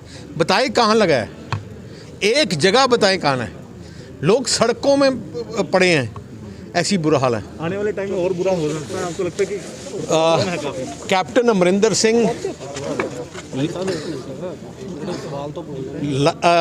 मुख्यमंत्री बनने के काबिल नहीं है। मुझे लगता है, मुझे शर्म आती है मुझे कहने की कि हमारी स्टेट का मुख्यमंत्री ऐसा है जो अपने घर से बाहर नहीं निकलता। ਲੁਧਿਆਣਾ ਦੀ ਐਸਟੀਐਫ ਟੀਮ ਨੂੰ ਮਿਲੀ ਵੱਡੀ ਕਾਮਯਾਬੀ। ਤਰਨਤਾਰਨ ਦੀ ਇੱਕ ਮਹਿਲਾ ਦੇ ਘਰੋਂ 1 ਕਿਲੋ 20 ਗ੍ਰਾਮ ਹੈਰੋਇਨ ਹੋਈ ਬਰਾਮਦ। ਮਹਿਲਾ ਨੂੰ ਗ੍ਰਿਫਤਾਰ ਕਰ ਲਿਆ ਗਿਆ। ਸੂਤਰਾਂ ਦੇ ਮੁਤਾਬਿਕ ਮਹਿਲਾ ਸ਼੍ਰੋਮਣੀ ਅਕਾਲੀ ਦਲ ਦੀ ਮਹਿਲਾ ਵਿੰਗ ਦੀ ਸਦੱਸਿਆ ਸੀ। ਕੱਲ ਮੈਂ ਸਮੇਤ ਮੇਰੀ ਐਸਟੀਐਫ ਲੁਧਿਆਣਾ ਰੇਂਜ ਦੀ ਟੀਮ ਨਸ਼ੇ ਦੇ ਮੁਕੱਦਮਿਆਂ ਦੇ ਭਗੌੜੇ ਪੁਰਸ਼ਾਂ ਦੀ ਤਲਾਸ਼ ਦੇ ਸੰਬੰਧ ਵਿੱਚ ਜ਼ਿਲ੍ਹਾ ਤਰਨਤਾਰਨ ਗਏ ਹੋਏ ਸੀਗੇ, ਜਿੱਥੇ ਜਦੋਂ ਅਸੀਂ ਪਿੰਡ ਦਿਲਾਵਰਪੁਰ ਥਾਣਾ ਗੋਇੰਦਵਾਲ ਸਾਹਿਬ ਹਾਜ਼ਰ ਸੀਗੇ ਤਾਂ ਮੇਰੇ ਪਾਸ ਇੱਕ ਮੁਖਬਰੀ ਹੋਈ ਕਿ ਮਨਜੀਤ ਸਿੰਘ ਉਰਫ ਮੀਤਾ, ਉਸ ਦਾ ਲੜਕਾ ਜਗਵੀਰ ਸਿੰਘ, ਗੁਰਪ੍ਰੀਤ ਸਿੰਘ ਉਰਫ ਗੋਪੀ ਅਤੇ ਉਸ ਦੀ ਪਤਨੀ ਮਨਦੀਪ ਕੌਰ ਅਤੇ ਇੱਕ ਹੋਰ ਲੇਡੀਜ਼ ਜਸਵਿੰਦਰ ਕੌਰ ਉਰਫ ਜੱਸੀ, ਜਿਹੜੇ ਕਾਫੀ ਸਮੇਂ ਤੋਂ ਰਲ ਕੇ ਹੈਰੋਇਨ ਵੇਚਣ ਦਾ ਧੰਦਾ ਕਰਦੇ ਨੇ ਅਤੇ ਹੈਰੋਇਨ ਵੇਚ ਕੇ ਮੁਨਾਫਾ ਆਪਸ ਵਿੱਚ ਵੰਡ ਲੈਂਦੇ ਨੇ। ਤੇ ਜਿਹੜੀ ਮੁਖਬਰੀ ਪੱਕੀ ਅਤੇ ਭਰੋਸੇਯੋਗ ਸੀਗੀ, ਇਹਦੇ ਆਧਾਰ 'ਤੇ ਮੁਖਬਰੀ ਦੇ ਆਧਾਰ 'ਤੇ ਮੈਂ ਉੱਥੋਂ ਸਾਡੇ ਥਾਣਾ ਐਸਟੀਐਫ ਫੇਸ 4 ਮੋਹਾਲੀ ਮੁਕੱਦਮਾ ਨੰਬਰ 49 ਅਧੀਨ ਧਾਰਾ NDPS ਐਕਟ ਦਰਜ ਕਰਵਾਇਆ। ਸਾਡੀ ਪੁਲਿਸ ਪਾਰਟੀ ਨੇ ਫਿਰ ਇਹਨਾਂ ਚਾਰੇ ਦੋਸ਼ੀਆਂ ਨੂੰ ਪਹਿਲਾਂ ਕਾਬੂ ਕੀਤਾ। ਜਦੋਂ ਕਾਰ ਸਮੇਤ ਕਾਬੂ ਕਰਨ ਤੋਂ ਬਾਅਦ ਇਹਨਾਂ ਦੀ ਤਲਾਸ਼ੀ ਮਾਨਯੋਗ DSP ਸਾਹਿਬ ਜੀ ਦੀ ਨਿਗਰਾਨੀ ਅਤੇ ਹਦਾਇਤ ਪਰ ਕੀਤੀ ਤਾਂ ਇਹਨਾਂ ਪਾਸੋਂ ਪਹਿਲਾਂ ਸਾਨੂੰ 1 ਕਿਲੋ 10 ਗ੍ਰਾਮ ਹੈਰੋਇਨ ਬਰਾਮਦ ਹੋਈ। ਜਦੋਂ ਇਹਨਾਂ ਦੀ ਪੁੱਛਗਿੱਛ ਕੀਤੀ ਤਾਂ ਦੋਸ਼ੀ ਮਨਜੀਤ ਸਿੰਘ ਦੀ ਡਿਸਕਲੋਜ਼ ਸਟੇਟਮੈਂਟ ਅਤੇ ਉਸ ਦੀ ਨਿਸ਼ਾਨਦੇਹੀ ਅਤੇ ਪੁੱਛਗਿੱਛ ਦੇ ਆਧਾਰ 'ਤੇ ਅਸੀਂ ਇੱਕ ਔਰਤ ਜਸਵਿੰਦਰ ਕੌਰ ਉਰਫ ਜੱਸੀ ਪਿੰਡ ਝੰਬਲ, ਇਹਦੇ ਘਰੋਂ ਕਾਬੂ ਕੀਤਾ ਅਤੇ ਇਹਦੇ ਪਾਸੋਂ 10 ਗ੍ਰਾਮ ਹੈਰੋਇਨ ਅਤੇ 70,000 ਰੁਪਏ ਡਰੱਗ ਮਨੀ ਰਿਕਵਰ ਕੀਤੀ। ਇਹਨਾਂ ਨੇ ਪੁੱਛਗਿੱਛ ਦੇ ਦੱਸਿਆ ਸੀ ਕਿ ਅਸੀਂ ਇਸ ਜਸਵਿੰਦਰ ਕੌਰ ਪਾਸੋਂ ਹੀ ਹੈਰੋਇਨ ਲੈ ਕੇ ਆਉਂਦੇ ਹਾਂ। ਸਰ, ਇਹਨਾਂ ਦੇ ਲਿੰਕ ਪਾਕਿਸਤਾਨ ਨਾਲ ਵੀ ਨੇ ਜਾਂ ਵੱਡੇ ਤਸਕਰਾਂ ਦੇ ਨਾਲ ਨੇ, ਤੇ ਕੀ ਕਹਿਣਾ ਚਾਹੁੰਦੇ ਤੁਸੀਂ? ਅਜੇ ਇਹਨਾਂ ਦਾ ਅਸੀਂ ਅੱਜ ਪੁਲਿਸ ਰਿਮਾਂਡ ਹਾਸਲ ਕਰ ਰਹੇ ਹਾਂ, ਮੁੱਢਲੀ ਪੁੱਛਗਿੱਛ ਆ। ਬਾਕੀ ਇਹਨਾਂ ਦੇ ਬੈਕਵਰਡ ਐਂਡ ਫਾਰਵਰਡ ਅਸੀਂ ਸਾਰਾ ਹੀ ਚੈੱਕ ਕਰ ਰਹੇ ਹਾਂ। ਅਗਰ ਕੋਈ ਇਹਨਾਂ ਦੇ ਲਿੰਕ ਉੱਥੇ ਪਾਏ ਗਏ ਤਾਂ ਅਸੀਂ ਉਸ ਮੁਤਾਬਕ ਅਗਰ ਨੈਕਸਟ ਪਰਸਨ ਜੋ ਵੀ ਹੋਣਗੇ ਇਹਨਾਂ ਨੂੰ ਹੈਰੋਇਨ ਸਪਲਾਈ ਕਰਨ ਵਾਲੇ, ਉਹਨਾਂ ਦੇ ਵੀ ਕਾਲਰ ਤੱਕ ਪਹੁੰਚਾਂਗੇ। ਸਰ, ਇੰਨੀ ਵੱਡੀ ਮਾਤਰਾ ਦੇ ਵਿੱਚ ਕਿੱਥੋਂ ਲਿਆਉਂਦੇ ਸੀ ਇਹ ਤਾਂ ਪਤਾ ਲੱਗ ਗਿਆ? ਇਹਨਾਂ ਨੇ ਜਿਹੜੀ ਪੁੱਛਗਿੱਛ ਦੇ ਦੱਸਿਆ ਸੀ ਵੀ ਜਸਵਿੰਦਰ ਕੌਰ ਜੱਸੀ ਇਹਦੇ ਪਾਸੋਂ ਹੀ ਲੈ ਕੇ ਆਉਂਦੇ ਸੀ। ਉਹਨੇ ਕੁਝ ਬੰਦਿਆਂ ਬਾਰੇ ਸਾਨੂੰ ਨਾਮ ਦੱਸਿਆ ਜੋ ਵੱਡੇ ਸਮਗਲਰਾਂ ਦੇ ਨਾਮ ਕੁਝ ਡਿਸਕਲੋਜ਼ ਕੀਤੇ ਨੇ, ਪਰ ਅਜੇ ਐਡਰੈਸ ਵਗੈਰਾ ਨਹੀਂ ਦੱਸ ਰਹੀ। ਉਹਨਾਂ ਬਾਰੇ ਵੀ ਅਸੀਂ ਪੂਰੀ ਤਹਿਕੀਕਾਤ ਕਰਕੇ ਉਹਨਾਂ ਤੱਕ ਵੀ ਪਹੁੰਚ ਕਰਾਂਗੇ। ਸਰ, ਕਿੰਨੀ ਦੇਰ ਤੋਂ ਕੰਮ ਕਰਦੇ ਆ ਰਹੇ ਨੇ ਤੇ ਇਹਨਾਂ ਤੇ ਪਹਿਲਾਂ ਵੀ ਮਾਮਲੇ ਦਰਜ ਨੇ? ਇਹਨਾਂ ਦੇ ਬਰਖਲਾਫ 3 ਦੇ ਬਰਖਲਾਫ ਪਹਿਲਾਂ ਵੀ ਤਕਰੀਬਨ ਅੱਧਾ ਦਰਜਨ ਤੋਂ ਵੱਧ NDPS ਐਕਟ ਦੇ ਮੁਕੱਦਮੇ ਦਰਜ ਹਨ ਅਤੇ ਇਹ ਆਪ ਵੀ ਵਿੱਚੋਂ 3 ਬੰਦੇ ਨਸ਼ੇ ਦਾ ਸੇਵਨ ਕਰਨ ਦੇ ਆਦੀ ਨੇ। ਭਿੱਖੀਵਿੰਡ ਵੇਅਰ ਹਾਊਸ ਦੇ ਗੋਦਾਮਾਂ ਵਿੱਚ 2 ਅਧਿਕਾਰੀਆਂ ਦੀ ਖਿੱਚੋਤਾਣ ਦੌਰਾਨ ਲੱਗੇ ਗੰਭੀਰ ਦੋਸ਼। ਮੈਨੇਜਰ ਤੇ ਬਿਨਾਂ ਰਿਕਾਰਡ 385 ਤੋੜੇ ਕਣਕ ਗੋਦਾਮ ਵਿੱਚ ਰੱਖਣ ਦੇ ਦੋਸ਼ ਵੀ ਲੱਗੇ। SDM ਪੱਟੀ ਨੇ ਕਿਹਾ ਜਾਂਚ ਤੋਂ ਬਾਅਦ ਰਿਪੋਰਟ ਡਿਪਟੀ ਕਮਿਸ਼ਨਰ ਨੂੰ ਭੇਜੀ ਜਾਵੇਗੀ। ਜੋ ਵੀ ਦੋਸ਼ੀ ਪਾਇਆ ਜਾਵੇਗਾ ਉਸ ਖਿਲਾਫ ਸਖਤ ਕਾਰਵਾਈ ਕੀਤੀ ਜਾਵੇਗੀ। 18 ਦੀ ਦਾ ਤੇ ਇਹਨਾਂ ਫਿਲ ਕੀਤਾ 20 ਦੇ ਵਿੱਚ ਕਿ ਪਰ 18 ਨਹੀਂ ਤੁਹਾਡੇ ਰਿਕਾਰਡ 'ਚ ਕੋਈ ਬਕਾਇਆ ਨਿਲ ਹੈਗਾ ਜੀ। 18 ਨਹੀਂ ਤੁਹਾਡੇ ਰਿਕਾਰਡ 'ਚ ਨਿਲ, ਪਰ ਇਹਦੇ 'ਚ ਫਿਲ 2020 ਦਾ ਵਾ, ਉਹ ਕਿੰਦੀ ਗਲਤੀ ਹੈ ਜਾਂ ਕਿੰਦੀ ਜ਼ਿੰਮੇਵਾਰੀ ਹੈ ਇਹ ਮਾਲ ਦੀ? ਮੈਨੇਜਰ ਸਾਹਿਬ ਜੀ ਅਮਰਦੀਪ ਸਿੰਘ ਉਹਨਾਂ ਦੀ ਜ਼ਿੰਮੇਵਾਰੀ ਸਾਰੀ? ਹਾਂਜੀ, ਉਹਨਾਂ ਦੀ ਤੇ ਨਾਲ ਜਿਹੜੇ ਦੂਜੇ ਉਹਨਾਂ ਦੇ ਆਪਣੇ ਬੰਦੇ ਸਾਰੇ ਉਹਨਾਂ ਦੇ ਬੰਦੇ ਜਿੰਨੇ ਵੀ ਮਤਲਬ ਇੱਥੇ। ਤੇ ਇਹਦਾ ਇਹ ਜਿਹੜਾ ਮਾਲ ਲੱਗਾ ਇਹ DM ਦੇ ਧਿਆਨ ਚ ਹੁੰਦਾ ਗਡਾਊਨ 'ਚ ਜਿਹੜਾ ਤੁਹਾਡਾ ਮਾਲ? ਹਾਂਜੀ ਹੁੰਦਾ, ਮਤਲਬ DM ਦੇ ਧਿਆਨ 'ਚ ਹੁੰਦਾ, ਲੇਕਿਨ DM ਨੇ ਇਸ ਟਾਈਮ ਨਿਲ ਰਿਪੋਰਟ ਦਿਖਾਈ ਹੋਈ ਹੈ। ਮਤਲਬ ਜਿਹੜੀ ਮਹਿਕਮੇ ਨੂੰ ਰਿਪੋਰਟ ਗਈ ਉਹ ਨਿਲ ਗਈ ਹੈਗੀ। ਇਹਦਾ ਮਤਲਬ ਕਿ ਜਿਹੜਾ ਅੰਦਰ ਕਣਕ ਲੱਗੀ ਹੈ ਇਹ ਸਾਰੀ ਗੋਲਮਾਲ ਕੀਤੀ ਜਾਣੀ ਹੈ? ਇਹ ਜੋ ਵੇਖੋ ਤੁਸੀਂ ਦੇਖਦੇ ਜੀ ਇਹੋ ਕੁਝ ਹੋਣਾ ਜੀ। ਤੁਹਾਡੇ ਕਹਿਣ ਮੁਤਾਬਕ ਮੈਨੇਜਰ ਨੇ ਲਿਫਟਿੰਗ ਵਿਖਾਈ ਆ ਲਿਫਟਿੰਗ, ਹਾਂ ਉਹਨੇ 25 MT ਲਿਫਟਿੰਗ ਵਿਖਾਈ, ਲੇਕਿਨ ਲਿਫਟਿੰਗ ਨਹੀਂ ਹੋਈ। ਕਿੱਦਣ ਵਿਖਾਈ ਆ? ਕੱਲ ਵਿਖਾਈ 19 ਦੇ ਵਿੱਚ। 19 ਦੇ ਵਿੱਚ ਉਹਨੇ ਲਿਫਟਿੰਗ ਆਈ ਰਾਜੋਗਾ ਮੰਡੀ ਤੋਂ? ਰਾਜੋਗਾ ਮੰਡੀ ਤੋਂ। ਕਿੰਨੀਆਂ ਬੋਰੀਆਂ? 500 ਬੋਰੀ। 500 ਬੋਰੀ। ਪਰ 500 ਬੋਰੀ ਲਿਫਟਿੰਗ ਕੋਈ ਨਹੀਂ ਹੋਈ। ਨਹੀਂ ਹੋਈ। ਇਹ ਹੈ ਵੀ 500 ਦੀ ਜਿਹੜੀ ਲੱਗੀ ਹੈ 385 ਬੋਰੀਆਂ। 385। ਗੋਦਾਮ ਦੇ ਵਿੱਚ ਕੋਈ ਐਂਟਰੀ ਹੈਗੀ ਕਿ ਬੋਰੀ ਦੀ ਅੱਜ ਤੱਕ? ਨਹੀਂ, ਹੁਣ ਇਹਦੀ ਕੋਈ ਐਂਟਰੀ ਨਹੀਂ ਹੈਗੀ। ਤੁਸੀਂ ਆਪਣੀ ਸਫਾਈ ਕੀ ਕਹੋਗੇ ਵੀ ਕਿੰਨੀ ਜ਼ਿੰਮੇਵਾਰੀ ਸਹੀ ਤੁਹਾਡੀ ਜ਼ਿੰਮੇਵਾਰੀ ਕਿਉਂ ਨਹੀਂ ਮੰਨਦੇ? ਵੇਖੋ ਜੀ, ਮੈਨੂੰ ਤਾਂ ਸਸਪੈਂਡ ਕਰਤਾ ਇਹਨਾਂ ਨੇ। ਕਿਹੜੀ ਗੱਲੋਂ? ਮੈਂ ਤੇ ਮਤਲਬ ਮੇਰੇ ਕੋਲ 2 ਮੰਡੀਆਂ ਸੀ ਜੀ, ਕਿਹੜੀ? ਅਮਰਕੋਟ ਤੇ ਭੂਰਾ ਕੋਨਾ। ਹਾਂਜੀ, ਠੀਕ ਹੈ ਜੀ। ਤੇ ਉਹ ਮੈਂ ਮੰਡੀਆਂ ਕਰ ਰਿਹਾ ਹਾਂ ਤੇ ਬਾਰਦਾਂ ਦੇ ਵੰਡਣ ਡਿਆ, ਤੇ ਬਾਰਦਾਂ ਦੇ ਵੰਡਣ ਤੋਂ ਇਹਨਾਂ ਨੇ ਮੇਰੇ ਨਾਲ ਕਹਿੰਦੇ ਵੀ ਤੂੰ ਕਿਉਂ ਵੰਡਿਆ ਬਾਰਦਾਂ ਮੰਡੀਆਂ ਦੇ ਵਿੱਚ। ਇਹ ਖਲੋ ਗਏ, ਆਣ ਕੇ ਗੇਟ ਪਾ ਚੁੱਕ ਲਏ ਇਹਨਾਂ ਨੇ ਸਾਰਿਆਂ ਨੇ, ਤੇ ਹਰਾਸਮੈਂਟ ਕੀਤਾ ਮੈਨੂੰ ਇਹਨਾਂ ਨੇ। ਇਹਨਾਂ ਨੇ ਮੇਰੀ ਸ਼ਿਕਾਇਤ ਕਰਤੀ ਜੀ, ਉਹਨੇ ਆਪੇ ਬਾਰਦਾਨਾ ਵੰਡਤਾ। ਵੇਖੋ ਜੀ, ਬਾਰਦਾਨਾ ਤੇ ਮੈਂ ਵੰਡਿਆ ਵਾ, ਮੰਡੀਆਂ 'ਚ ਹੀ ਵੰਡਿਆ। ਮੈਂ ਕਿਹੜਾ ਜੀ ਕੁਛ ਖਾ ਗਿਆ ਜਾਂ ਉਹਦੇ 'ਚੋਂ ਬਾਰਦਾਨੇ 'ਚੋਂ ਲੈ ਗਿਆ ਕੁਛ। ਤੁਸੀਂ ਚੈਕਿੰਗ ਕਰ ਸਕਦੇ ਕਿੰਨੇ ਗੇਟ ਪਾਸ, ਕਿੰਨਾ ਬਾਰਦਾਨਾ ਗਿਆ, ਜਿੰਨੀ ਮੰਡੀ 'ਚ ਗਿਆ ਉਹ ਤੁਸੀਂ ਚੈੱਕ ਕਰ ਸਕਦੇ। ਲੇਕਿਨ ਇਹਨਾਂ ਨੇ ਮੈਨੂੰ ਮਤਲਬ ਗਲਤ ਕਰਕੇ ਤੇ ਮਹਿਕਮੇ ਨੂੰ ਗਲਤ ਰਿਪੋਰਟ ਦੇ ਕੇ ਤੇ ਮੈਨੂੰ ਅੱਜ ਇਹਨਾਂ ਡਿਸਮਿਸ ਕਰਾਤਾ। ਉਹ ਦੂਸਰਾ ਸਸਪੈਂਡ ਕਰਾਤਾ। ਜਿਹੜੇ 385 ਬੋਰੀਆਂ ਪਈਆਂ, ਇਹ ਕੁੱਲ ਮਿਲਾ ਕੇ ਤੁਹਾਡੇ ਕਹਿਣ ਦਾ ਮਤਲਬ ਵੀ ਮੈਨੇਜਰ ਨੇ ਗੋਲਮਾਲ ਕਰਨਾ ਸੀ? ਹਾਂਜੀ। ਉਹਨਾਂ ਨੇ ਰਾਜੋਕੇ ਮੰਡੀ ਤੋਂ ਚੁੱਕੀਆਂ ਵਿਖਾਤੀਆਂ। ਹਾਂ, ਚੁੱਕੀਆਂ ਉਹ ਬਾਹਰ ਦੀ ਬਾਹਰ ਵੇਚ ਦੇਣੀਆਂ ਸੀ। ਵੇਚ ਦੇਣੀਆਂ। ਤੇ ਆਹ 385 ਗੋਦਾਮ 'ਚ ਪਹਿਲਾਂ ਹੈਗੀਆਂ? ਪਹਿਲਾਂ ਹੈਗੀਆਂ, ਮੌਜੂਦਾ ਪਈਆਂ। ਜਿਹੜੀ ਹੁਣ ਇਹ ਤੁਸੀਂ 2020 ਦੀ ਭਰੀ ਆ, ਇਹਨੂੰ ਦਵਾਈ ਵੀ ਲੱਗੀ ਹੋਈ ਹੈ? ਦਵਾਈ ਵੀ ਲੱਗੀ ਹੋਈ। ਮਤਲਬ ਕਿ ਜਿਹੜਾ 20 ਦਾ ਮਾਲ ਆਉਣਾ, ਇਹਨੂੰ ਦਵਾਈ ਜਾ ਕੇ ਲੱਗਣੀ ਜੂਨ ਦੇ ਵਿੱਚ। ਤੁਸੀਂ ਹੁਣ ਕੀ ਮੰਗ ਕਰਦੇ ਜੇ ਵੀ ਇਹਦੀ ਕੋਈ ਵਿਜੀਲੈਂਸ ਜਾਂਚ ਹੋਣੀ ਚਾਹੀਦੀ? ਬਿਲਕੁਲ ਜੀ, ਇਹਦੀ ਹੋ ਜੇ ਜਾਂਚ ਹੋਣੀ ਚਾਹੀਦੀ। ਨਹੀਂ, ਕਿੰਨਾ ਤੋਂ ਜਾਂਚ ਦੀ ਮੰਗ ਕਰਦੇ?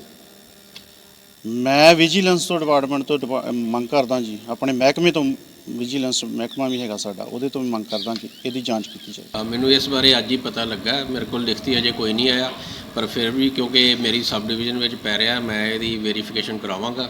ਔਰ ਕਾਨੂੰਨ ਦੇ ਮੁਤਾਬਕ ਹੀ ਮਾਲ ਅੰਦਰ ਲੱਗ ਸਕਦਾ ਹੈ। ਜੇ ਬਿਨਾਂ ਕੋਈ ਗੇਟ ਪਾਸ ਐਂਟਰੀ ਜਾਂ ਬਿਨਾਂ ਕੋਈ ਕਿਸੇ ਵੀ ਕਾਨੂੰਨੀ ਐਂਟਰੀ ਤੋਂ ਇਹ ਮਾਲ ਉੱਥੇ ਪਾਇਆ ਗਿਆ, ਤੇ ਜਿਹੜਾ ਵੀ ਦੋਸ਼ੀ ਹੋਇਆ ਉਹਦੇ ਖਿਲਾਫ ਸਖਤ ਕਾਰਵਾਈ ਕੀਤੀ ਜਾਏਗੀ ਔਰ ਸਰਕਾਰ ਦੀਆਂ ਹਦਾਇਤਾਂ ਦੀ ਬਿਨ ਪਾਲਣਾ ਕੀਤੀ ਜਾਏਗੀ। ਕਿਸੇ ਵੀ ਏਜੰਸੀ ਨੂੰ, ਚਾਹੇ ਕੋਈ ਵੀ ਡਿਸਟ੍ਰਿਕਟ ਮੈਨੇਜਰ ਹੋਵੇ ਜਾਂ ਕੋਈ ਵੀ ਹੋਏ, ਕਿਸੇ ਨੂੰ ਇਹ ਬਿਲਕੁਲ ਵੀ ਅਖਤਿਆਰ ਨਹੀਂ ਹੋਏਗਾ ਕਿ ਉਹ ਸਰਕਾਰ ਦੀਆਂ ਜੋ ਵੀ ਹਦਾਇਤਾਂ ਨੇ ਉਹਨਾਂ ਨੂੰ ਵਾਇਲੇਟ ਕਰਨ ਔਰ ਆਪਣੀ ਮਰਜ਼ੀ ਕਰਨ। ਇਸ ਦੀ ਮੈਂ ਪੂਰੀ ਪੜਤਾਲ ਕਰਾਂਗਾ ਔਰ ਜੋ ਵੀ ਉਹਦੇ 'ਚ ਗਲਤ ਪਾਇਆ ਗਿਆ ਉਹਦੇ ਬਾਰੇ ਇਨ ਰਾਈਟਿੰਗ ਗਵਰਨਮੈਂਟ ਨੂੰ ਔਰ ਡਿਪਟੀ ਕਮਿਸ਼ਨਰ ਸਾਹਿਬ ਨੂੰ ਉਹਦੀ ਰਿਪੋਰਟ ਕਰਾਂਗਾ।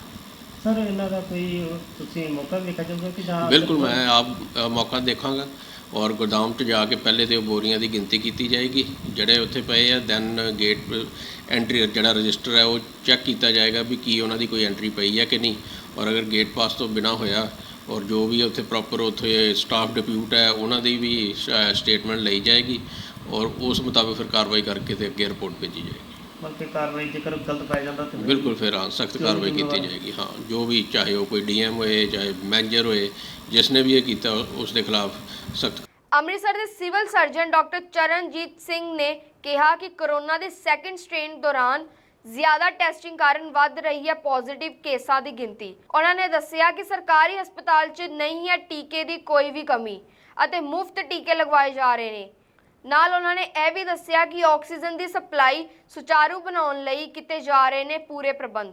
ਕੋਰੋਨਾ ਦੀ ਸੈਕੰਡ ਫੇਜ਼ ਜਿਹੜਾ ਉਹ ਸ਼ੁਰੂ ਹੋ ਚੁੱਕਾ ਔਰ ਇਸ ਫੇਜ਼ ਦੇ ਵਿੱਚ ਲਗਾਤਾਰ ਮਰੀਜ਼ਾਂ ਦੀ ਜਾਂ ਪੋਜ਼ਿਟਿਵ ਕੇਸਾਂ ਦੀ ਗਿਣਤੀ ਲਗਾਤਾਰ ਵੱਧ ਰਹੀ ਹੈ। ਇਸ ਟਾਈਮ ਮੇਰੇ ਨਾਲ ਮੌਜੂਦ ਨੇ ਅੰਮ੍ਰਿਤਸਰ ਦੇ civil surgeon doctor Charanjit Singh. ਉਹਨਾਂ ਨਾਲ ਗੱਲ ਕਰਦੇ ਹਾਂ। ਡਾਕਟਰ ਸਾਹਿਬ, ਸੈਕਿੰਡ ਸਟ੍ਰੇਨ ਜਿਹੜੀ ਆਈ ਹੈ ਉਹਦੇ ਨਾਲ ਕਿੰਨਾ ਕੁ ਨੁਕਸਾਨ ਜਿਹੜਾ ਉਹ ਦੇਖਣ ਨੂੰ ਮਿਲ ਰਿਹਾ?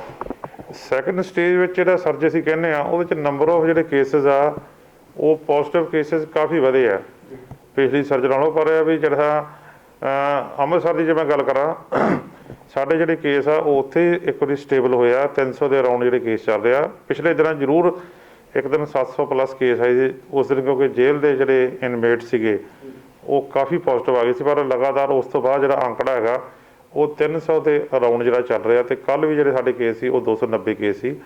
ਇਹਦਾ ਇੱਕ ਕਾਰਨ ਤਾਂ ਹੈ ਕੁਛ ਤਾਂ ਵੇਵ ਵਿੱਚ ਜੇ ਮੈਂ ਕਹਾਂ ਜਿਹੜਾ ਵਾਇਰਸ ਹੈਗਾ ਸਟੇਨ ਦੀਆਂ, ਜਿਸ ਤਰ੍ਹਾਂ ਤੁਸੀਂ ਕਹਿੰਦੇ ਕੋਈ ਚੇਂਜਸ ਆਈਆਂ ਨੇ, ਮਿਊਟੈਂਟ ਹੋਇਆ ਅਤੇ ਫਰੀਕੁਐਂਸੀ ਜ਼ਿਆਦਾ। ਪਰ ਨਾਲ ਨਾਲ ਜਿਹੜੀ ਆ ਅਸੀਂ ਸੈਂਪਲਿੰਗ ਵੀ ਜਿਹੜੀ ਹੈਗੀ ਆ ਉਹ ਵਧਾਈ ਹੈ। ਪਹਿਲਾਂ ਜਿਹੜੀ ਸੈਂਪਲਿੰਗ 2-2.5 ਹਜ਼ਾਰ ਹੁੰਦੀ ਸੀ, ਅੱਜ ਉਹ ਸੈਂਪਲਿੰਗ 6000 ਹੋ ਰਹੀ ਹੈ। ਅਤੇ ਨੈਚੁਰਲੀ ਜਦੋਂ ਅਸੀਂ ਜਿਹੜੇ ਬੰਦੇ ਸਸਪੈਕਟਡ ਹੈਗੇ ਆ ਜਦੋਂ ਉਹਨਾਂ ਦੀ ਸੈਂਪਲਿੰਗ ਕਰਦੇ ਆ ਅਤੇ ਨੈਚੁਰਲੀ ਉਹ ਜਿਹੜੇ ਜ਼ਿਆਦਾ ਕੇਸ ਸਾਡੀ ਪਕੜ 'ਚ ਆਉਂਦੇ ਆ। ਉਹ ਇੱਕ ਕਾਰਨ ਆ ਕਿ ਸਾਡੀ ਸੈਂਪਲਿੰਗ ਵਧਣ ਦੇ ਕਾਰਨ ਜਿਹੜੇ ਨੰਬਰ ਆਫ ਪੋਜ਼ਿਟਿਵ ਕੇਸ ਜਿਹੜੇ ਆ ਅਸੀਂ ਜ਼ਿਆਦਾ ਡਿਟੈਕਟ ਕਰ ਰਹੇ ਹਾਂ। ਤੇ ਉਹਦਾ ਅਸੀਂ ਜਿਹੜਾ ਇਲਾਜ ਕਰ ਪਾ ਰਹੇ ਹਾਂ। ਡਾਕਟਰ ਸਾਹਿਬ ਬੈਡਸ ਦੀ ਇਹ ਗੱਲ ਕੀਤੀ ਜਾਵੇ, ਕਿੰਨੇ ਕੁ ਬੈਡਸ ਅਵੇਲੇਬਲ ਹੈਗੇ ਨੇ ਔਰ ਜੇ ਪ੍ਰਾਈਵੇਟ ਹਸਪੀਟਲ ਆ ਉਹਨਾਂ ਨੂੰ ਕਿੰਨੇ ਕੁ ਬੈਡ ਜਿਹੜੇ ਨੇ ਖਾਲੀ ਰੱਖਣ ਲਈ ਕਿਹਾ ਗਿਆ? ਗਵਰਨਮੈਂਟ ਵੱਲੋਂ ਕੋਈ ਇਹਦੇ ਬਾਰੇ ਨਿਰਦੇਸ਼ ਆਏ ਨੇ? ਇਹ ਸਾਡੇ ਕੋਲ ਇਸ ਵੇਲੇ 1295 ਜਿਹੜੇ ਬੈੱਡ ਹੈਗੇ ਆ, ਜਿਹਦੇ ਵਿੱਚੋਂ ਪ੍ਰਾਈਵੇਟ ਤੇ ਸਰਕਾਰੀ ਜਿਹੜੇ ਹੈਗੇ ਆ, ਜੇ ਮੈਂ ਕਹਾਂ ਅਲੱਗ-ਅਲੱਗ ਤਰ੍ਹਾਂ ਦੇ ਅਸੀਂ ਡਿਸਟ੍ਰੀਬਿਊਸ਼ਨ ਕੀਤੀ ਆ।